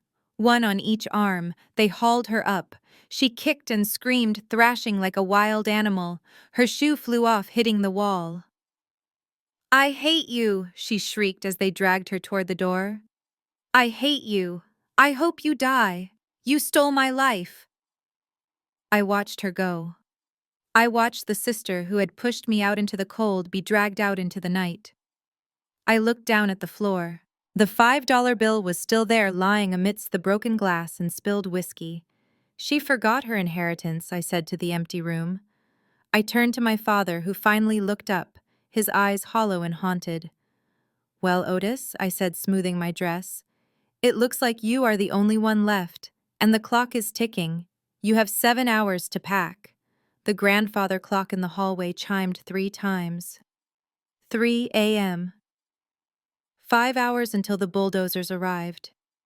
The house that had stood for 40 years as a monument to my father's ego was now nothing more than a collection of cardboard boxes and frantic movement. I stood in the doorway of the living room, leaning against the frame. I was still wearing my red Versace dress. It was the only splash of color in a room that was rapidly turning gray and empty. My mother Betty was on her knees, wrapping porcelain figurines in old newspaper. Her hands were shaking so badly that she dropped a ceramic shepherd boy. It shattered on the floor. She didn't even flinch. She just swept the pieces into a pile and kept packing. She was in shock. She was packing as if she were going on a vacation, not being evicted into homelessness. "Kamara," she whispered without looking up. "Where are we going to go? The Motel 6 is full." I checked on my phone. I reached into my purse and pulled out a voucher. "I booked you a room at the extended stay on the highway," I said. "It is paid for 1 week. After that, you are on your own." Betty took the voucher, her eyes filling with tears. 1 week. "But Kamara, it will take months to find a new house. Your father's credit is, well, you know." I didn't answer. I didn't have to. We both knew Otis' credit score was lower than the temperature outside the night he kicked me out. Speaking of Otis, my father stormed into the room carrying a stack of framed certificates, his Deacon of the Year awards, his community leader plaques. He was stripping the walls of his glory, leaving behind the square outlines of dust where his pride used to hang. He saw me standing there and stopped. His face was a map of exhaustion and fury. He dropped the heavy frames into a box with a loud crash, cracking the glass on several of them. "Are you enjoying this?" he snarled. "Are you enjoying watching your old man crawl?" I took a sip of water from the bottle I had brought from the catering tent. "I am not watching you crawl, Otis," I said calmly. "I am watching you pack. There is a difference." He kicked the box. It slid across the floor, hitting the sofa. "You are ungrateful," he shouted, his voice rising to that pulpit boom he used to scare sinners. "I gave you life. I put food on your table for 15 years. I gave you a roof over your head. And then you took it away," I reminded him. "You took the roof away when I needed it most." "That was discipline," Otis yelled, taking a step toward me. "A father has a duty to discipline his child. I was trying to save your soul. And this is how you repay me, by stealing my inheritance, by humiliating me in front of the whole town." He stopped in front of me, breathing heavily. The smell of stale sweat and old whiskey radiated off him. He tried to soften his face to summon the charm that had fooled his congregation for decades. "Kamara, look at me," he said, lowering his voice. "I am your father. Doesn't that mean anything to you? Blood is thicker than water, baby girl. Even after everything, I am the man who held you when you were born. You can't just destroy me. You can't leave me with nothing." I looked at him. I looked at the man who had erased my face from the family photos. I looked at the man who had chosen his reputation over my life.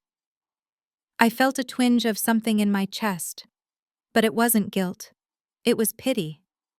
He truly believed that biology gave him a free pass for abuse.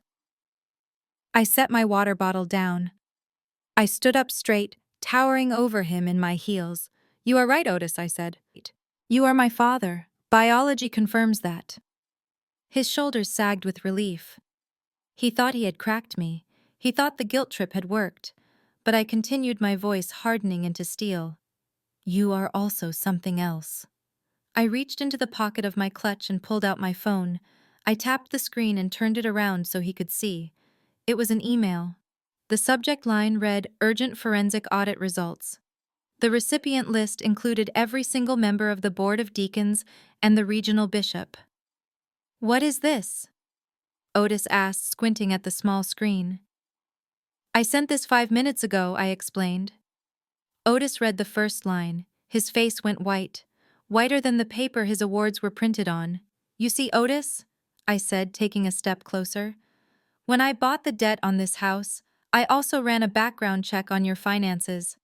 I wanted to see how a man on a deacon's salary could afford a Mercedes for his son and a renovation for his kitchen." Otis started to shake. "No, you didn't." "I found the second set of books, Otis," I said. "The ones you keep in the safe in your study. The ones that show the transfers from the building fund to your personal checking account." I swiped the screen showing a spreadsheet. $300,000 over 10 years, I recited. "You stole from the widows. You stole from the orphans. You stole from the very people who trusted you to lead them to God." Otis fell back against the wall. He looked like he was having a heart attack. "You sent this to the board?" he whispered. I nodded. "I sent it to everyone, Otis. The board, the bishop, the IRS." Otis let out a sound that was half sob, half scream. "My pension," he gasped. "My position. They will strip me of my title. They will excommunicate me. They will do more than that," I said.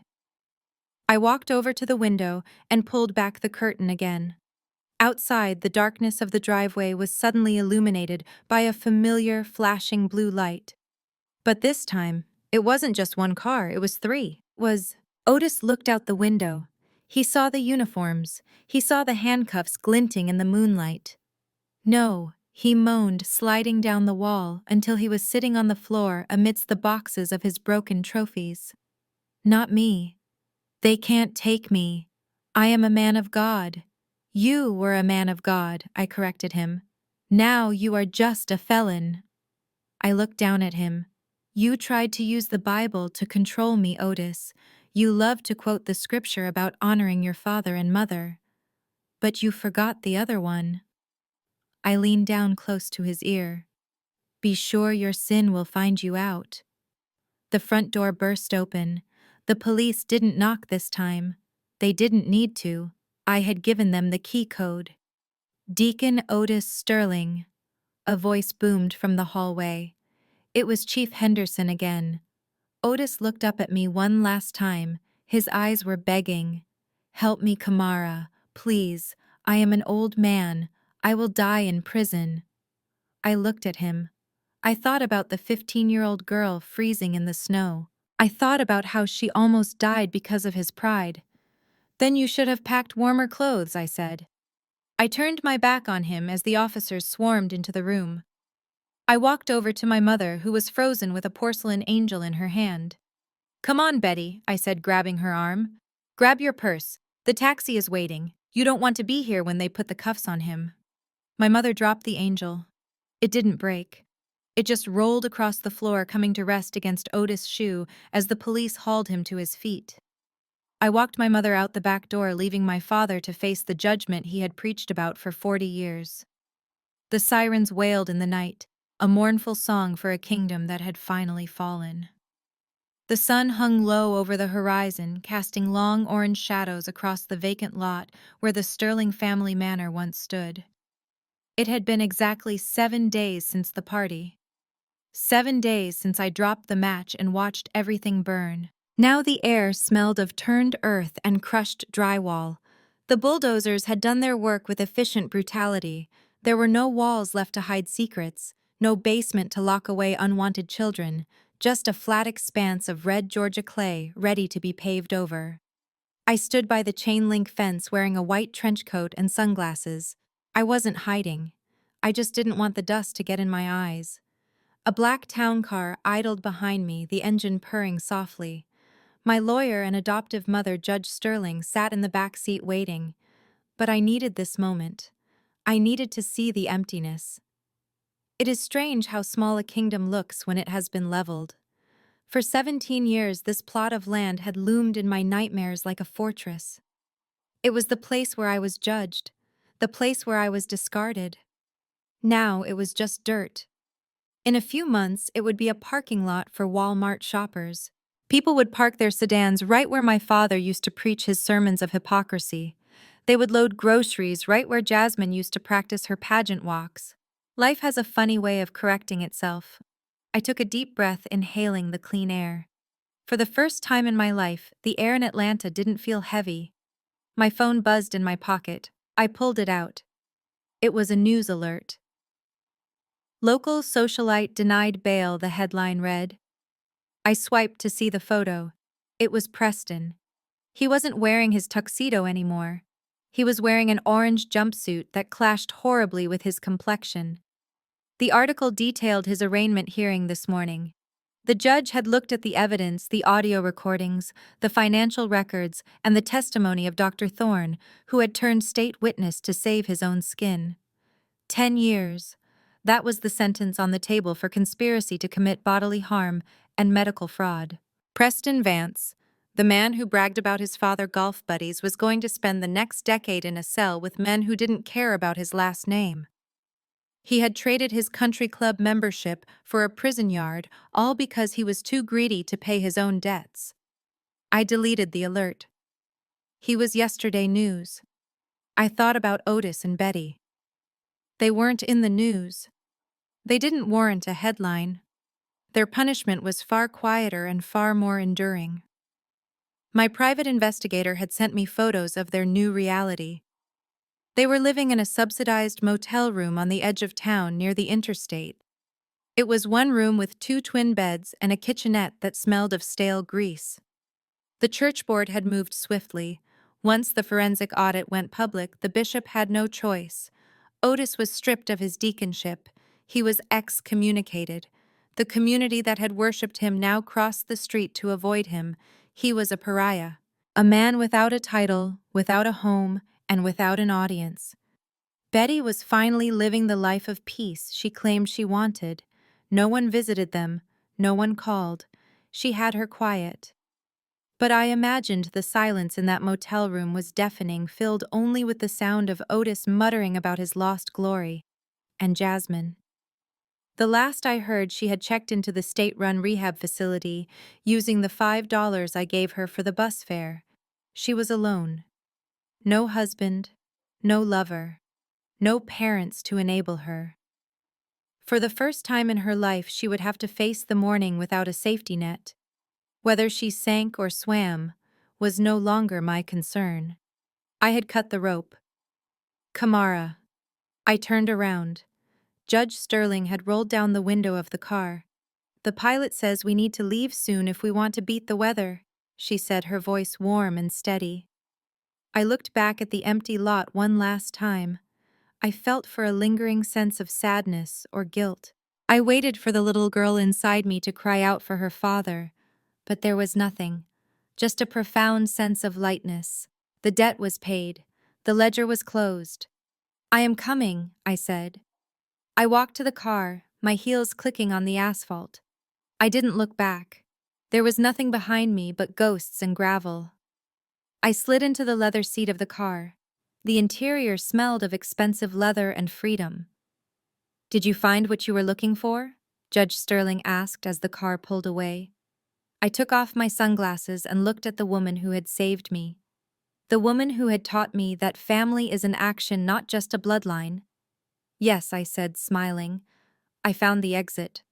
The car merged onto the highway, speeding toward the private airfield where my jet was waiting. I was going back to Chicago, back to my penthouse, back to my empire. I poured myself a glass of sparkling water. I looked out the window as the Atlanta skyline faded into the distance. People always tell victims to forgive. They say it is the only way to heal. They say you have to be the bigger person. But they are wrong. Sometimes healing doesn't look like forgiveness. Sometimes it looks like a demolition crew. Sometimes it looks like standing up and saying, I am worth more than this. My father used to tell me I was a disaster waiting to happen. He used to say I was a dark cloud hanging over his perfect family. I took a sip of water and watched the clouds gathering in the sky above the jet. They say after the storm comes the sun. But for me, I was the storm. And now my sky is finally clear. This story teaches us that sharing DNA does not give anyone the license to abuse you. True family is built on respect, love, and protection, not on manipulation and biology. Kamara Journey reminds us that our worth is not defined by the people who rejected us. Sometimes the most powerful act of self-love is to cut ties with the toxicity that holds us back. You do not owe your abusers your body, your money, or your forgiveness. You only owe yourself the chance to live a life that is free, happy, and authentically yours. If this story ignited a fire in your soul, hit that like button and subscribe to the channel. Share this video with someone who needs to be reminded of their own strength today. And tell me in the comments below, have you ever had to be the storm to clear your own sky? I read every single story. Until next time, keep building your empire.